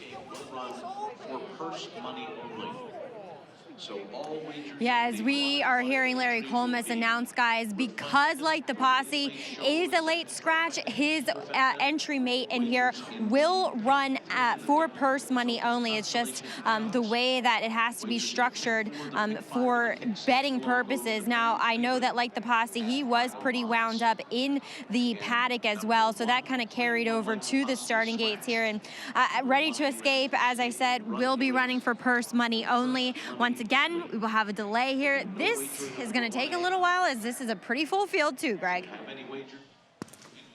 All right, so they're going to back everybody out. They're going to move the post position signs over here in the starting gate. We're going to have a slight delay here. This is going to be interesting because the 7 was dead on the board, and now might be your favorite. And that's who you get. And that's who you're going to get. Why are we showing the 1A being in the race? The 1A will be out of the race. Here's the thing. The 2 might end up being the favorite by the time this is all said and done. Between the 2 or 7. And so now, if you don't have, obviously, the 1, which a lot of people had, you're probably going to go to the 2-7. This is going to go down to the wire. I'm just looking forward to the 1A winning this race. Right? It's going to be a highlight for me. Ready to escape. So Ready to Escape will run. That's how it works here in New York. I'll be ready to escape. Still running for purse money only. Like the Posse out of the mix here. So a tough situation. And right now it is the 7 who is favored. That is Suas for Rudy Rodriguez. Yeah, I want to thank the viewers out there for sticking with us. It's tough last couple races. Horses not cooperating, but those guys are doing the best they can out there. These are young 2-year-olds, 3-year-olds who are just starting their racing careers. Take a look at the Saratoga Showdown standings while we have a moment here. You can get involved each and every day. NYRA.com/showdown, and it is wide open. Everyone tied top 10 here, and maybe even more here going into this final race. So this will be the true separator Wow, that race. is amazing. I wonder if there's more. There's got to be more besides them, right? I mean, it can't just be that it was what, 10 or so. That's pretty incredible. Let's check in quickly again with Maggie. Thanks, guys. Oh, wow. Additional scratch here of number 8. Let me tell you, as you guys had said, Let Me Tell You looked as though he may have banged his head on the top of the gate. So I guess maybe after watching him a while, when they backed these horses out, the vet noticing that maybe something wasn't quite all right with Let Me Tell You. So another one down. Hopefully, my pick in here, Legion Storm, that I didn't get to talk about, it was sitting at 6-1 for Kieran McLaughlin, making his second start, gets the blinkers on. One that I really liked first time out, but is that bigger, heavier, stuffier type where racing into fitness would probably be his path to success. And I'm hoping that that one race set him up where he needs to be. He looks fantastic here, guys. I mean, by far, overall, he is the most impressive looking animal. He does put a pretty big cup onto a 3/4 cup for his second start of his career, as he'll be teamed up with Junior Alvarado. Wow, so a 5-1 shot here. Second time out for Kieran McLaughlin, who's had some nice wins over the past week and a half or so. Impressing Maggie as we have another late scratch. So the 8, let me tell you, and look, this horse wasn't always a burner, but this horse was coming out of a quick bullet drill. Had Kendrick Carmouche aboard, could change the pace scenario here. I just hope we get it off sooner. We'll be down to a 3-horse field. Well, if the 7 wins, the 7's got a lot of weight now. He's got the 8, he's got the entry. Now the 2 just clicked down to 2-1, so it'll be very interesting how close that they're gets. Both 2 to, well, right now, favoritism. Suas has about $3,800 more on it than the 2 Dark Ops, so it's not that close right now. So now they're 2 and 5-2. Got to monitor this, Paul. I know this is getting tight. I guess I want Suas to be the favorite if you've got the 1. Yeah, we'll see. So all set to reload after all of this. Again, the 1A, Ready to Escape, will run for purse money only. Yeah, so just remember, wherever Ready to Escape runs for your tries and your supers, do not count that horse. Do not count him in. Oh, he's going to win. You got to go all the way back to 5th if he runs 1 through 5. It's looking like Suas will be the favorite. It's 5,000 more right now. That's the 7. San Juan Diego, 13-1. Horse that we thought had a good chance. Had a troubled trip last time out. Was right just a nose behind Like the Posse, who was the late scratch here. Or one of the late what about scratches. St. Anthony, the 11? Love Santo Antonio in this spot. 7-1. There's the 5 stepping in Wild Road. And there's Santo Antonio. So here we go. We are all set for our nightcap. Let's go back to Larry Colmus. They're all in line. They're off. Triton Song with an awkward day beginning here as Santo Antonio on the outside goes out to the early lead. Suas has got some speed. Dark Ops from the inside. Bourbon and Rye is close up, running in fourth by another 3. And they're followed by Wild Road toward the inside. Legion Storm is next. Outside of them, ready to escape. Break of 2.5 to Triton Song. Then comes San Juan Diego. Unsullied is last, past a quarter in 22:09. Up the backstretch, Dark Ops, Bourbon and Rye, the two of them matching strides on the lead, racing for the far turn. 2.5 lengths back. Santo Antonio is third on the outside. Suas is fourth down toward the rail by another 2. And then it's ready to escape, running for purse money only back there in fifth, followed by Legion Storm sixth on the inside. San Juan Diego is next. Unsullied is starting to go by horses at the back of the field. Wild Road and Triton Song, they're coming to the top of the stretch. Dark Ops on the inside. Bourbon and Rye right alongside in second. Suas comes up to them now. 3 of them across the track, more coming. Ready to escape on the far outside is In It 2. In there too is San Juan Diego. And from the back of the pack, Unsullied continues to make up some good ground. Suas to catch as they come to the final 16th. Suas by 2. San Juan Diego ready to escape. Coming to the wire, it's going to be Suas to win it by 3. San Juan Diego was second. Ready to escape, running for purse money only, was third. Then came Unsullied and Legion Storm. Well, in the end, it's Suas here. 4th time out, gets his maiden breaking score for Rudy Rodriguez with the blinkers going on. And I also want to say this is very good for the bettors, because if you got scratched out of any of your pick 4s, pick 5s, you land on the horse that won. So at least you got paid, and that's good. And got the right trip here. And the rider who lost his mount in the last race comes back to win the nightcap. Yeah, it is. You make a good point there. I didn't even think about that. But the 2 was traveling so nicely, and then the 7 just went by. And then the 9 gives good chase here. San Juan Diego. But again, remember, the 1A was purse money only, so it's 7, 9, and it looks like 4, 6 for your trifecta. Unsullied ran on pretty late and a little bit of an excitement for somebody. Yeah. 36-1. San Juan Diego at 13-1 to help an exacta here, but it's Suas gets the maiden breaker for Rudy Rodriguez, EV Racing Stable, and the meet's leading jockey lost his mount with minted scratching leading up to the load. But worth it to wait around for the nightcap. We'll be back with prices and wrapping up the day right after this. Switches back to the outside. Exaggerator down to the 16th pole. But Exaggerator has turned the tables. He has won the Preakness. Nice has won the Travers over American Fire. Irish War Cry has won the Wood Memorial. Alice Ellis. Good Magic's gonna win his first race, and he's gonna do it in the Breeders' Cup Juvenile.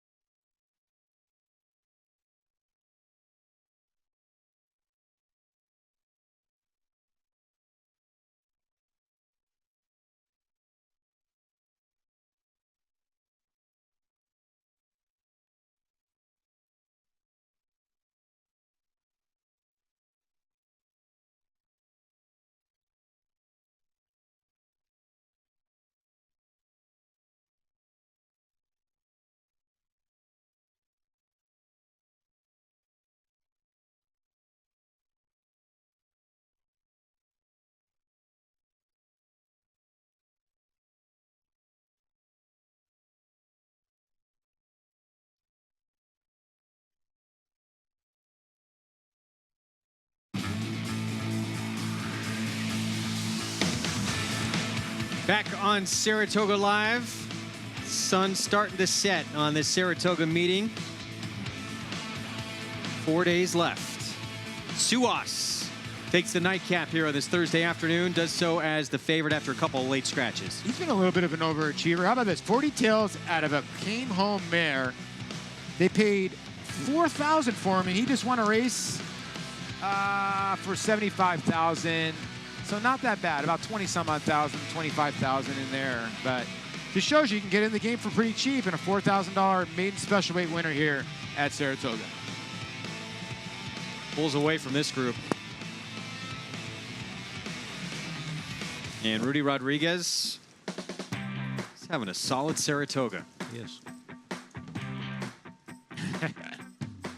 Where'd Maggie go? Maggie's already in bed. $6.40 for the win. Irad Ortiz Jr. meets leading jockey, gets another victory, and there's all these consolations. Read them all, Greg.